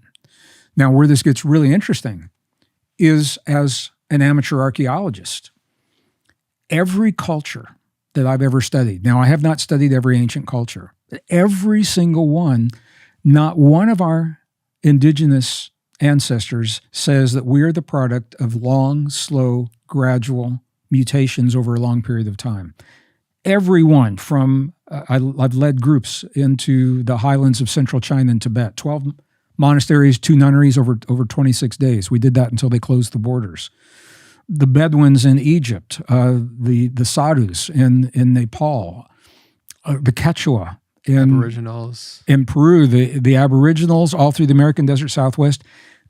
Everyone has a creation story that says we are the product of an intervention, that we are much more. We're not what we've been told. We're so much more than we've been led to believe, and that we're part of a global family. We have a global family awaiting for us when we reach the point where we accept our humanness, when we embrace the deep truth of what it means to be human. That's the gateway to the reunion with a greater family.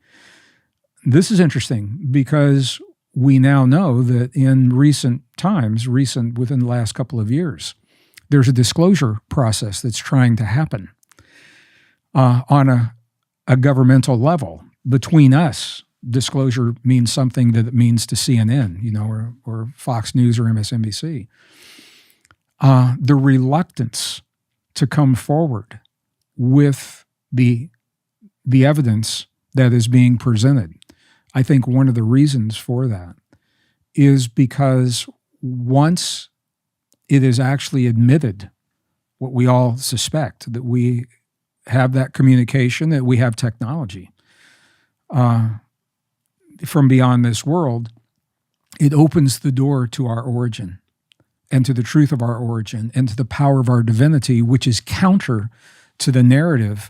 Divinity is about expansion and freedom and localized living of health and healing. What's being pushed on us right now is centralization, control, contraction. And you don't hear so much in mainstream about taking care of the body. It's here, take this to fix the body that you've broken by living the life that we've given you, eating the food that we've given you, or what they call food. So it's a very, very different narrative. So everything we're talking about even goes down to what's happening with disclosure. And it's all part of, once that happens, that speaks to our divinity. That speaks to the battle between good and evil. That speaks to the freedom of our humanness. So it's not separate from, I think it's a big part of it. And that's why there's so much resistance to it right now, in my opinion, in one man's opinion. Yeah. So, of course, we're exploring things here that we're not, we're examining some various different possibilities at something that is apparently beyond impossible to have occurred 200,000 years ago. But somehow there's consilience around all of these ancient sites and civilizations, back to ancient Sumerians, to the Egyptians, that have similarities in their creation story, even going to the book of the Sefer Yetzirah, the book of creation, that gives this ancient Hebrew text that shares a kind of eyewitness moment of what happened for that moment of creation, with the understanding that these are all possibilities. What do you feel like could have happened actually 200,000 years ago? What kind of intervention possibly would have occurred? There's these depictions of these beings with elongated skulls. There's these various stories from different ancient wisdom traditions that say various different things, but there all are a lot of similarities. And so what do you, to the best of your ability and knowledge, feel like could have actually happened? Well, from a scientific perspective, I believe that a form of gene editing happened where we were infused. You go back to chromosome number 2, what I didn't say, because it wasn't part of the topic in the moment, chromosome number 2 is the fusion of 2 pre-existing chromosomes that were in primates here on Earth at that time. They weren't humans. So 200,000 years ago, it appears that the most evolved species on Earth was selected and infused with genetic material from a higher, more evolved species that we call gods, and we are the product of that. We have the muscle strength, and we have the bodies, the physicality, and the sexuality of the forms of life that were here on Earth infused with the DNA. And now bear in mind, the DNA is the antenna. So we are attuned to information and a way of knowing and a way of being that's more than what was ever available and cannot be to those other primates, because their DNA antenna is different. They're tuned in to something very, very different. So we are a hybrid of what our ancestors called human and God, or animal and God, and the product is human. Human is this hybrid. And depending on which text you want to go to, there are, just full of the stories about how this happened from different perspectives, whether you call them the angels from the heavens or the gods from the heavens, and all kinds of stories about that. But they're very clear. And these are the books in the 4th century, the books that were left out of the Christian canon, are called Apocrypha. And these are the books like the Book of Enoch is, for example. Red Wheel Weiser is a publisher that has re-released the Book of Enoch, and they asked me to write the foreword for the new release, and I did that. And the Book of Enoch, it's not an easy read. It's not a long book, but it is a story from the prophet Enoch of exactly what we're talking about, of the angels in the heavens who came to observe and protect, actually were enamored and fell in love with humans. And that was the fall. That was the descent. That was the fall from heaven, and began to procreate with them. And we are the product of that. So when we look at the big picture of light and dark, good and evil, I mean, it just goes so deep into all of this. But that is playing out, I think, in our lives right now. I think whether I had the opportunity in the 1990s, before he died, I toured with Zecharia Sitchin, and he wrote the Chronicles, the Earth Chronicles books. And he talked about this extensively. And I want to be really clear. I think he was an amazing scholar. I don't agree with all of his interpretation from the cuneiform text. He believed that we were created to be a slave species, to do the work, the mining of elements on this planet that were needed by another race. We may have been enslaved at some point in our past. I don't think that's the reason that we're created. This is a very important distinction. I don't think that's why we are as we are. It may have happened to us by those, we may have been enslaved by those who have had power over us. And there are stories about how that happened and when that happened. But this is a fundamental difference between Sitchin and I, is he thought that was the purpose of our existence, and I don't see the evidence for that at all. I think we are so much more than that, and it's a whole deep conversation about why we're created and who we are and what this creation really is all about. But the bottom line for me is that we now have the science that tells us that we are more than lucky biology. Yeah. And I think that's important. And now we know there's literally information coded into the DNA of our bodies. You know, what the scientific papers are now saying, once Japanese scientists proved this, 2007, now what they're saying is that DNA is a denser storage medium than flash drive, that it takes no energy to hold the information once it's imbued into the DNA.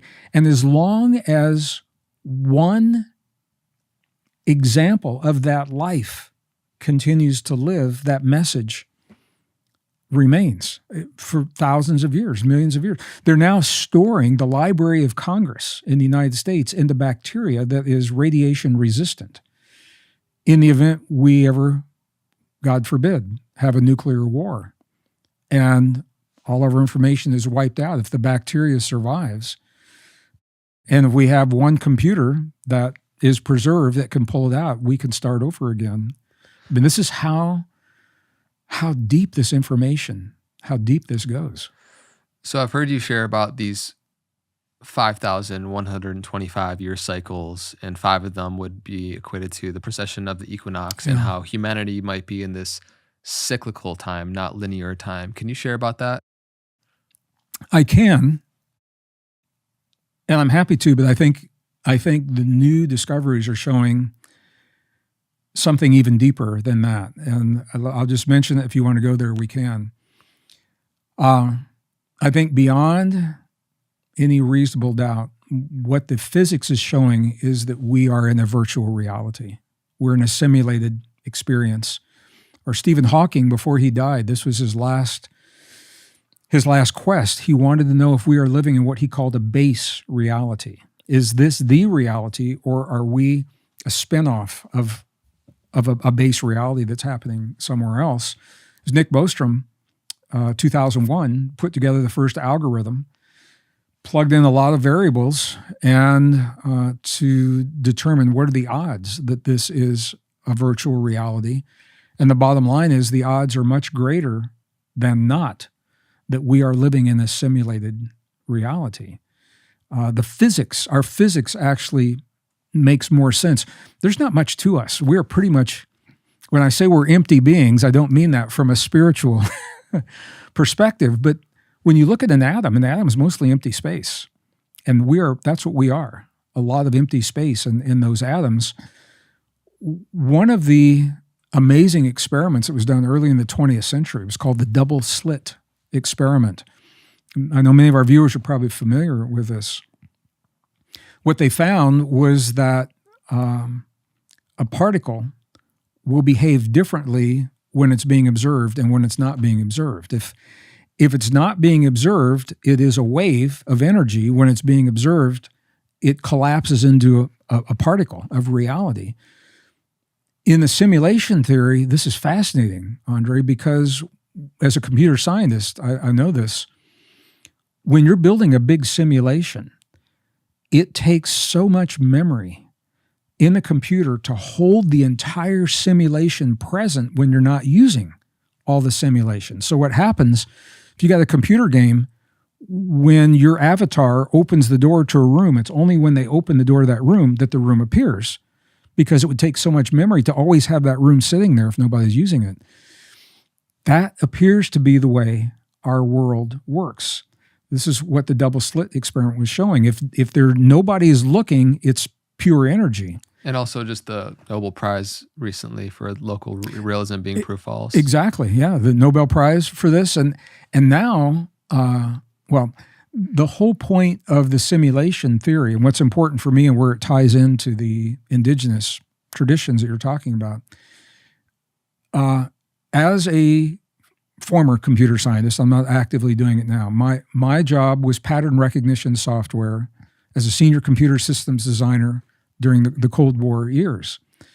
And one of the amazing things that we found in terms of simulations is that they run on cycles. So you have a simulation, and then what's happening in the simulation are sub-programs that are running these cycles that reset themselves to keep the simulation going.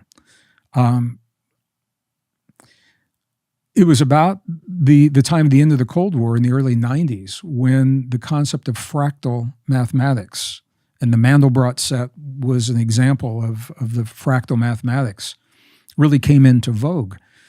And the interesting thing, if you bring up one of those you can go on, you can Google it and it'll bring up a little model where it just keeps zooming in forever and ever and ever into the fractal. The way that works is that there is a very simple formula that is set up where the answer becomes the input for the next iteration. And all you do is you bump up maybe one, you increment by one, feed that back into the equation, and now that's giving you a new image, and you're doing it through a computer. It keeps things going. We appear to be living in something like that. We know that nature, as complex as it looks, is actually very simple. And it's based on just a few fundamental patterns that our ancestors called the Platonic solids, for example.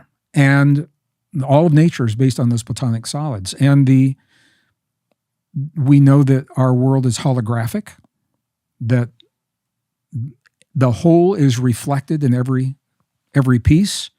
We know that it is entangled. There was a Nobel Prize for entanglement that was just awarded a couple of years ago. And we know that it is fractal. And what that means is there's just a few patterns that are feeding into this equation, this iterative equation, on different scales. So, for example, you look at an atom. An atom, the old model of an atom was there's a nucleus and some electrons moving around. It looks a whole lot like a solar system with a sun and some planets moving around. It looks a whole lot like a galaxy with a black hole or universe and galaxies moving around it. It's the same pattern, just different scale. And this is the way a simulation will work. This is the way our world would work. What our ancestors told us is every once in a while, we go through what we would call a reset. And I think that was the 2012 phenomenon, was identifying that in the Mayan calendar. What makes this really interesting, a lot of people don't know this, is 2012 was not the reset. 2012 marked the end of a cosmic relationship, an alignment with the ecliptic of our solar system and the sun and the Milky Way. But you don't stop a cycle on a dime. You don't stop it at noon, on December 21st. There's a buffer, a window where you phase from one to another. And there's a mathematical formula that tells you how long that window is. For 2012, it's a 36-year-long window, 18 years before 2012, 18 years after. 2030 is the end of that 2012 cycle. It's when we actually move into a new world. Now, the Mayans told us, they said, you're not going to recognize your world. You won't recognize yourself. You won't recognize your land any longer. And everybody said, ha, ha, ha, And now it's hard to recognize our world. Our boundaries are changing. Our borders are changing. Our nations are changing. And we're changing. And 2030 happens to be the year that the UN has targeted for come hell or high water. They want those sustainable development goals in that year. Why that year? Why not 2035, or not? Why not 2028 or 2029? They're on, and World Economic Forum is targeted 2030. And so many people are looking at 2030 as something is incoming in the year 2030. And the powers that be are jockeying for position of control and power before that something occurs. And I think the Mayan calendar is giving us insight into what that is that we can expect, as well as the Hindu traditions. We're definitely in the Kali Yuga and different phases of the Kali Yuga. I was with some of the Native North American traditions as well. The Hopi prophecy rock shows us we have had two great shakings in our past. They call the First and Second World War. There's a point on their petroglyph timeline that we have now passed, and in front of us lies a third great shaking. And when I have asked the elders in the past, I said, what does that mean? What is the shaking? Does that mean a war? And they said, we don't know. They said, it's a shift, but we don't know for sure what that will mean.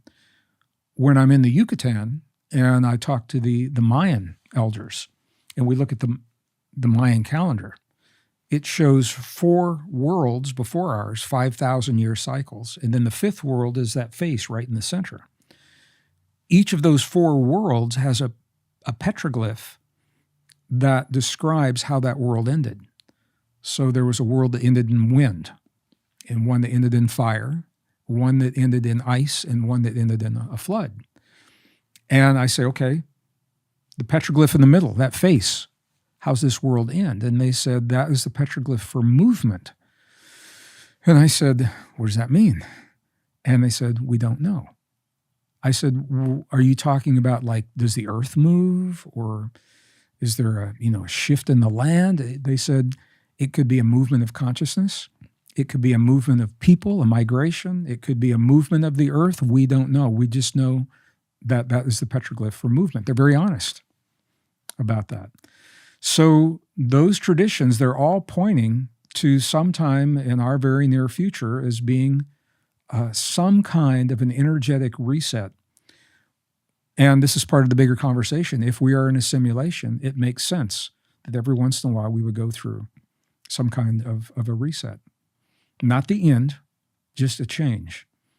And I think what we're all learning is by being the best version of ourselves, by accessing our divinity, celebrating our divinity, our imagination, our creativity.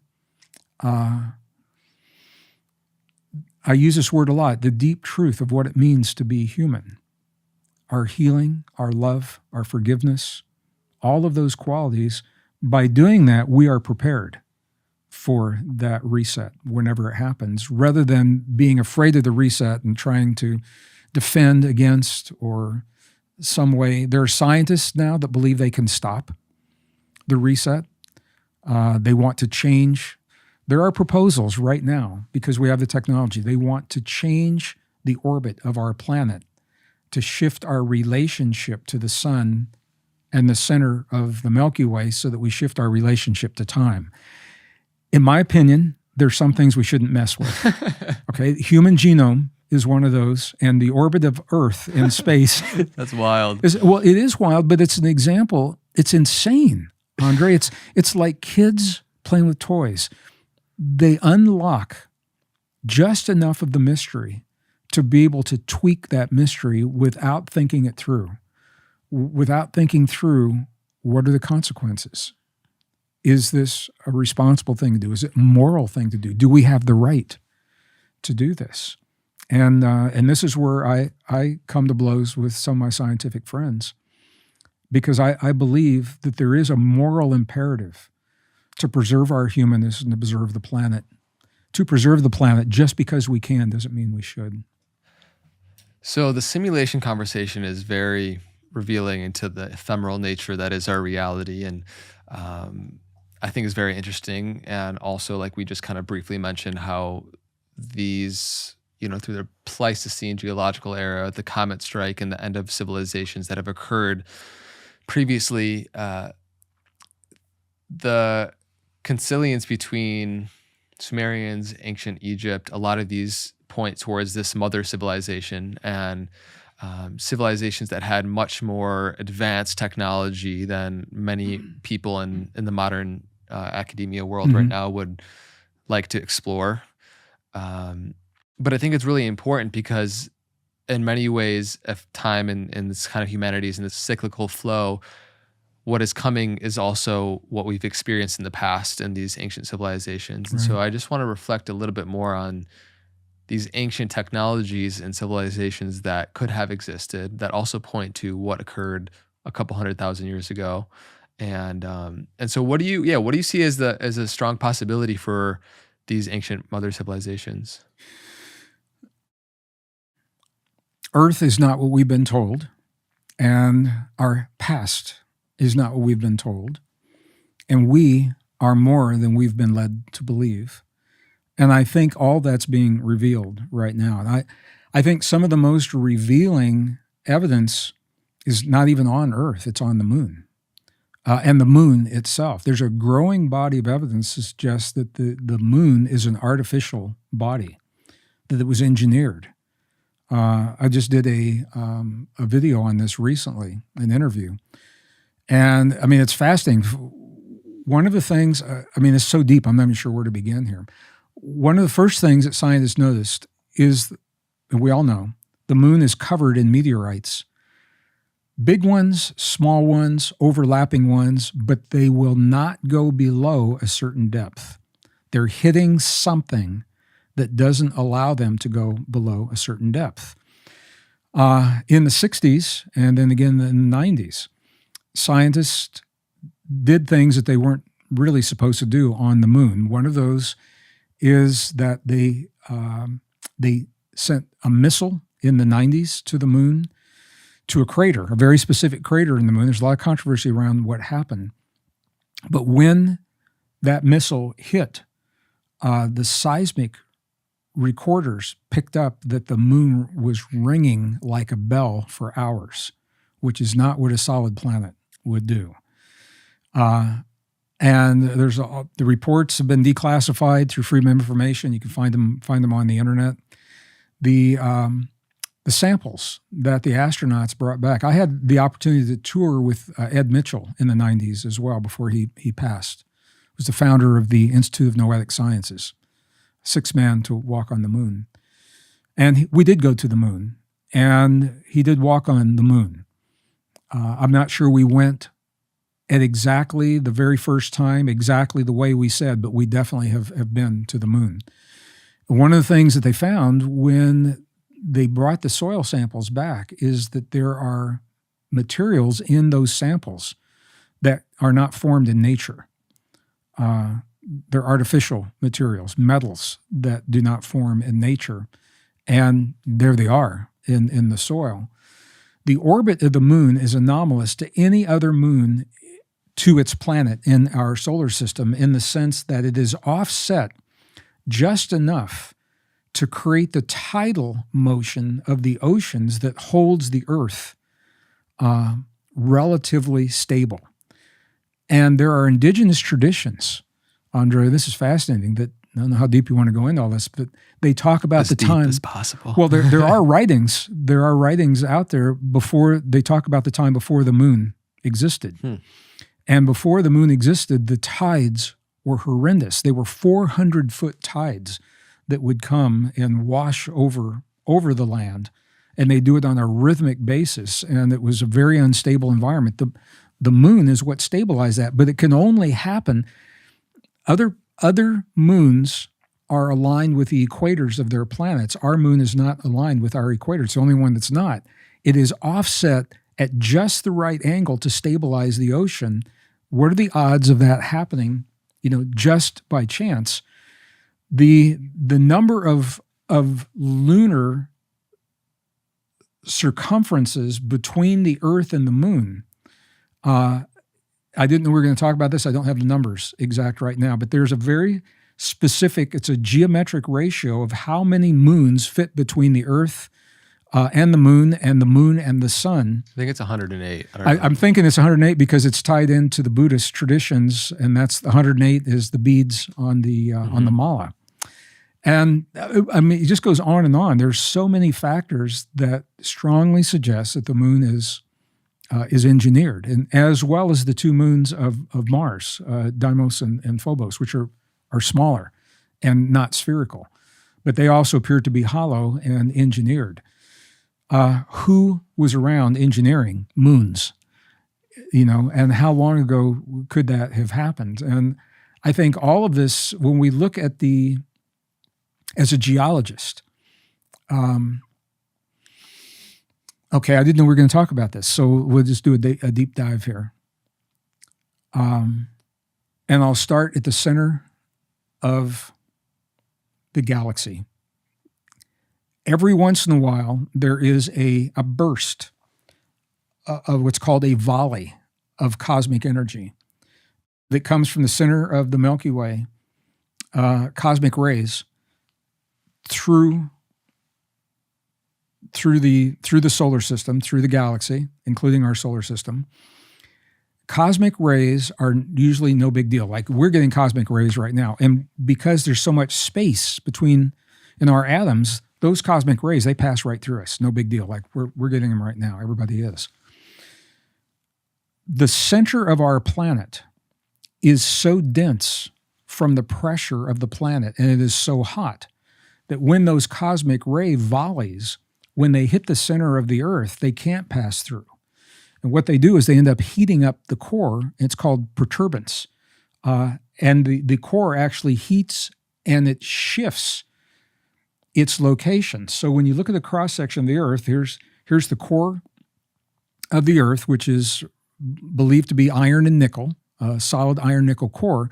Now, recently, just within the last few months, geologists believe that there's a core inside of that made of something even denser. They don't know what it is. So right now, the core of the Earth, it's dense iron nickel. That's the inner core. The outer core is a molten core, and the inner core kind of floats in that outer core. And then beyond that, we have the mantle. It's about 1,800 miles thick.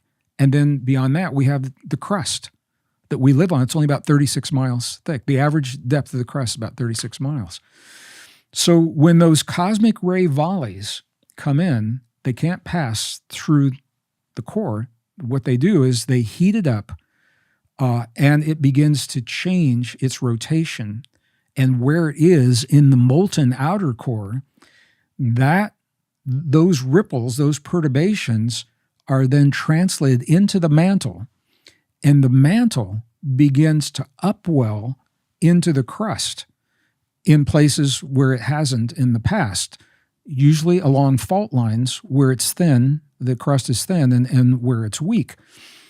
So scientists now have, and I've got images of these, you can see there are what are called mantle plumes, where the mantle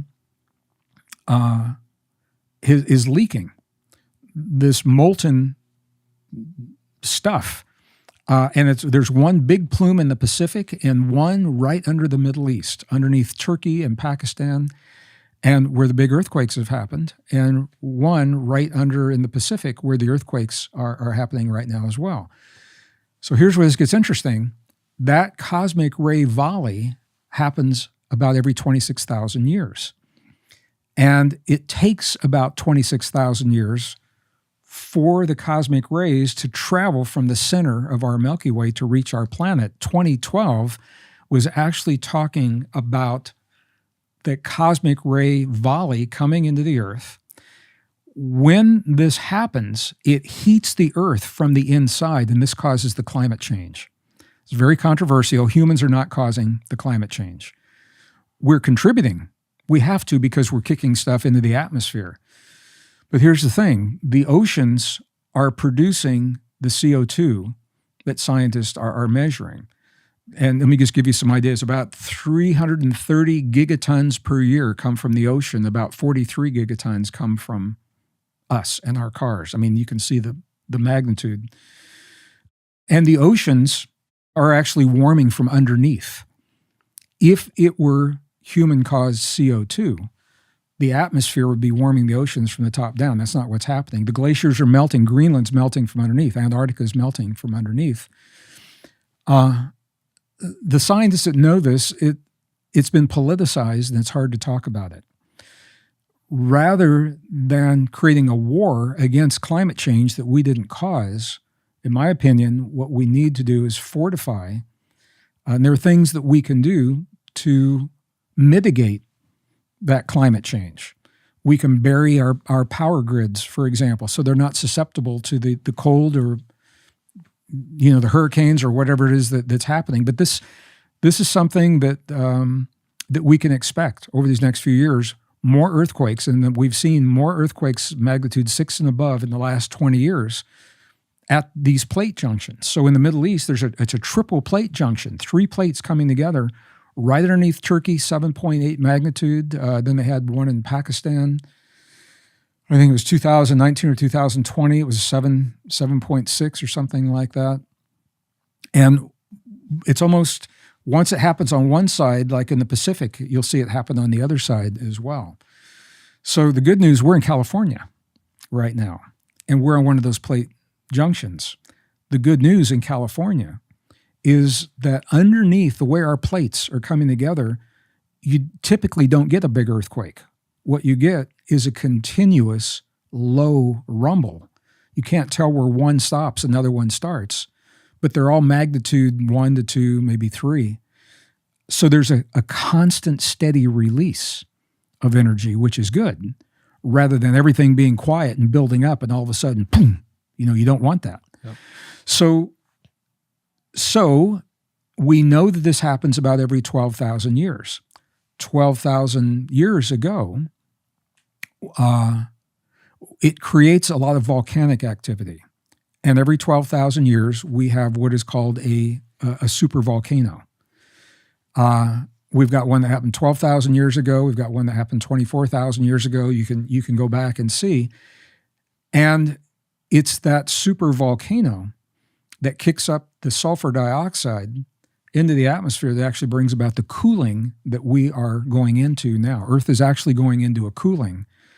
And you notice they are not calling it global warming anymore. They dropped that term because they know we're cooling. They're just calling it climate change. So we've seen a history of this. This ties into what you're talking about. Ancient civilizations rise and fall and have been obliterated during the times that we've gone through these big shifts. Some of them we're now finding them underneath massive mudslides, for example. There are satellite images showing on the west coast of the United States the river flows from the Rockies out into the Pacific, for example. And underneath that, these massive mud flows, they're finding archaeological remnants of advanced civilizations that people want to talk about. Antarctica is an example. The ice covering Antarctica right now, when the Earth was warming, the ice was melting, allowing satellite penetration into the ice. And what they found, and these weren't like primitive huts. These are massive, complex archaeological structures. If you go to Google Earth right now, there's a big part of Antarctica that's pixelated out. They won't let you see it. I have images before they pixelated it. And you can see in archaeology, when you see a 90-degree angle, nature doesn't carve 90-degree angles. So wind, it's called aeolian erosion, fluvial erosion, water erosion. They never happen in 90-degree angles. And what you see are massive 90-degree angles, huge complexes underneath the ice, and some of them sticking up out of the ice, big walls, as well as four-sided pyramids, 2 kilometers by 2 kilometers by 2 kilometers by 2 kilometers, massive structures down there. And the ice has been there 20,000 years. So you say, well, either someone, as a scientist, you have to say this, either someone built in the ice or those structures were there before the ice occurred. And that ice happened at 2 cycles ago, 12,000-year cycles ago. So we are 12,000 to 13,000 is half of one of those cosmic ray volleys. So you get the incoming, the lesser of the volley, and then you get the full volley. So when we look at the history of the Earth, what we are conditioned to do, we go back 5,000 years, and we're saying civilization began 5,000 years ago. That's the most recent cycle of civilization. And you can actually plot these out I've done this, plot these out on a graph, and you see the Incan and the Aztec and the Maya and, Rome and Greece and Egypt and Sumeria is where we say it began about 5,000 years ago. And we're taught that's the history of the world. What's the history of that 5,000-year cycle? Now, you go back and you look at the new discoveries, Göbekli Tepe, 13,000 plus years before present. The Great Sphinx in Egypt is now being dated around 9 to 12,000 BP before present. Certainly the pyramid, the watermarks on the pyramid are showing the erosion from when the ice melted. It means the pyramids were there when the ice melted, 12,000 years ago. So there's a whole story that's beginning to unfold that it goes back, I think, so much further than we've been led to believe. Now you look at the texts. You look at the King's List, for example, ancient Sumeria. And what you see, it's really interesting. Andre, are you familiar with the King's? I'm not. It's an archaeological remnant. It's a stela, beautiful stela. It is in cuneiform, and it lists the kings that have ruled, and some of them were ruling for periods of thousands of years. And then it lists the Great Flood, clearly, and then the rulers after began to rule only in terms of decades or multiple decades. Now, the interesting thing about the King's List is that from the time of the flood forward, every one of those rulers, their names, the length of time that they ruled is right on. It's absolutely accurate. The times before that, archaeologists say, well, that's a story, because nobody could live to 900 years old. Nobody could rule, for thousands of years. Nobody could live that long. So they don't accept what happened before that, although they do accept, because it's archaeologically proven, what happened after that. Well, when you compare that list, and that's one archaeological example, with what we see geologically, now you're beginning to tell the whole story, is that there have been advanced civilizations. And if we're to believe the Sumerian texts, they were seeded from another world, and they are the ones that are responsible for our genetic intervention, if that's what you want to call that. And this is what Sitchin was talking about, and others have talked about this as well. So I think Antarctica is the big tell right now. There's a lot of conversation around it. It's really interesting because it was declared during the Cold War neutral, that no one could own Antarctica World War II, Germany started building bases, military bases. Then America did. Now China and a lot of countries have military bases. Iran has recently claimed Antarctica as an Iranian continent. And this just happened a couple of weeks ago. And so, I think, but they won't let people down there. If you try to go down as a reporter and go to the interior of the continent, you're not allowed to go into the continent. What people I know that have been there, what they say is once you go through the ice on the perimeter, that's not what's happening on the inside. It's desert, 0% humidity. I don't even know what that feels like. No magnetic field there because of the way the magnetic poles, you're in the place and in between. That would be a really interesting experience to feel what our bodies, because we're deeply attuned to magnetic fields. What would it feel like to be in the absence of a magnetic field? You couldn't take your phone, your computer, things like that. Probably, I don't think they would work there. So you couldn't do a FaceTime from from where that's happening. So, but I think the evidence suggests that these changes happen so quickly that whatever is in place is frozen in time. It's locked in time. So, for example, in Siberia, as a geologist, we've seen this for years. The woolly mammoths, they're now they're gone. But there are, and it's not just one or two. They found a lot of them there. They were like in the middle of a steppe, and they were frozen, or they still had grass in their mouth. They hadn't even swallowed the grass. And the temperature dropped so quickly that they were just frozen in place and then covered over in the glaciers. That appeared to have happened in Antarctica. It was a lush, green, tropical continent and until one of these shifts happened. And when the shifts happened and all of the geophysical parameters, the magnetic poles wandering and all of those things, whatever was there is frozen in place. So presumably, we may have the most intact of the most ancient of archaeological remnants of ancient civilizations from wherever they came from, including their technology, their propulsion systems, their craft, their agriculture, everything preserved in the ice. And I think that is the controversy. That's why they don't want people down there. Are you familiar with Gurdjieff, the philosopher Gurdjieff? Okay. We were just talking about him last week. When he, so I won't go into detail because you have to see last week's podcast.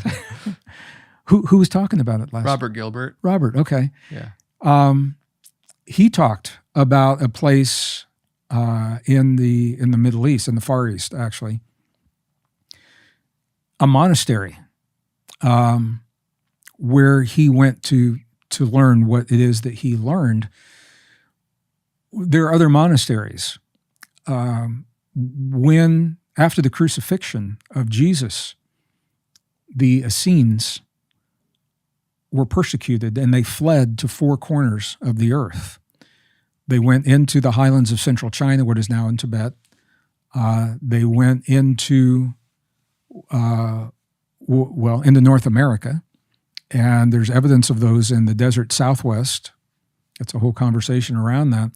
They went to Egypt, and they went into a part of South America that is near the border of Bolivia and Peru. It's a really heavily dense jungle. And there are two monasteries. One is an outer monastery where if people are lucky enough to find it, they'll be allowed to leave. The inner monastery, the way they keep it secret is if anyone ever finds that monastery, they're invited to stay for the rest of their lives and not allowed to leave. And that's how they keep it secret. And the way to get to that monastery is through a native people in the southern part of Peru. And it's highly, highly protected, very protected down there right now. So fascinating. There's so much mystery around Shambhala, around these ancient temples and sites. And I hear there's one in your basement. Is that true? Yeah, that's what I hear. So man, there's a lot we just opened up there. I think all of this ultimately, and I'd love to try our best to kind of tie it into where we Sure. started this conversation with all these reflections about the possibilities of these ancient civilizations just point to me at least to how much we don't know, how much the standard model has really closed off the potential of these realities, and reflects on the true nature of who we are, where we came from, and that also points to where we are going and what we should protect within our own humanness that we were talking to earlier. Sure. So help me kind of tie this back into where we started, and then what we're gonna do is soon take a break, and we're going to do a second podcast, which is going to come out the following week from when we're releasing this one, and dive deeper into the human potential, the intelligence of the heart, and really unlocking that.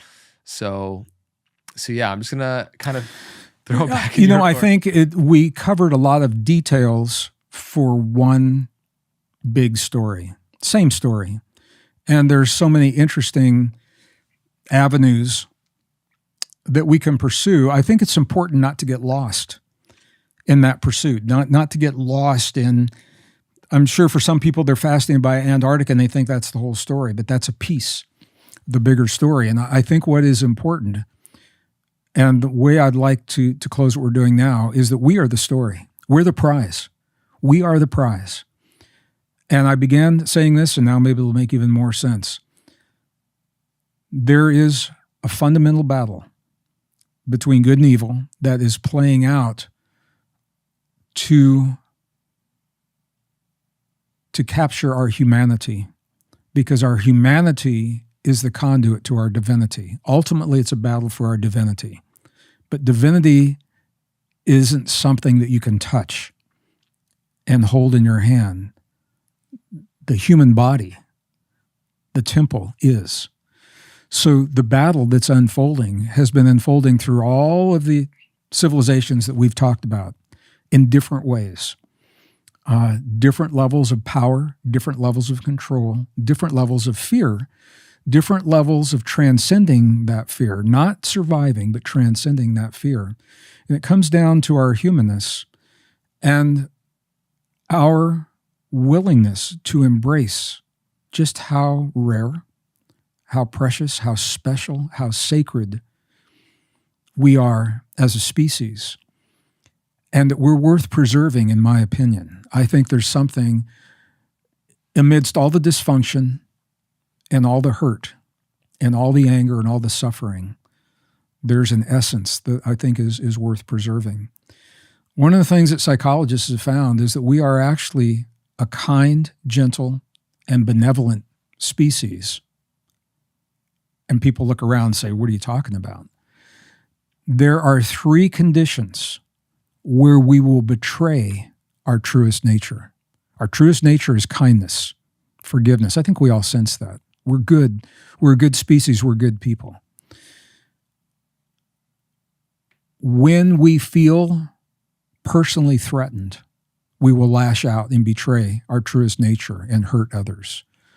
When we feel that our families or our loved ones are threatened, or when we feel that our way of life is threatened, we will betray our truest nature. And you look at all of the war, all of the hurt and the suffering in the world, and they all fall into one of those 3 categories. People either feel personally threatened, their families, or their way of life is being threatened. The Essenes said this in a beautiful way. Maybe this is how we'll close it. They said the only difference between the angels in the heavens and the angels that walk this earth is that the angels in the heavens remember that they're angels. And what that invites us to consider is that we are the angels walking this earth, and that we've gotten lost in our hurt, in our suffering. And it's through our divinity that we transcend, triumph, not win, triumph over all of that. But it all begins with honoring the gift of our bodies. And I think that's the invitation that's up for all of us right now. Gregg, you're such an incredible orator, communicator of these ideas, and really to be able to synthesize them, to be able to explain in layman's terms what's going on. And there's so many mysteries and avenues we can keep diving down. I mean, I could speak to you for 12 hours straight about all this, and I'm sure we will in due time. But that reflection is very potent, that perhaps we are angels on earth that have forgotten, and we're on this process of remembering. And I would love for this next conversation for people to tune into next week, unveiling that process of remembering. So thank you so much for diving with me in this conversation. Thank you for sharing the journey and allowing me. I'm just realizing I spoke a lot more than you did. So thank you for allowing long answers to short questions. And I look forward to our next. I could listen to you all day. So I'm happy with it and excited to keep diving deeper. Everyone who's tuning in, thank you for tuning in. And let us know how this episode uniquely impacted you. I'm excited for next week, you guys to tune in to the continuation of this dialogue between Gregg and I. Thank you for coming on this journey. Until next time, keep well.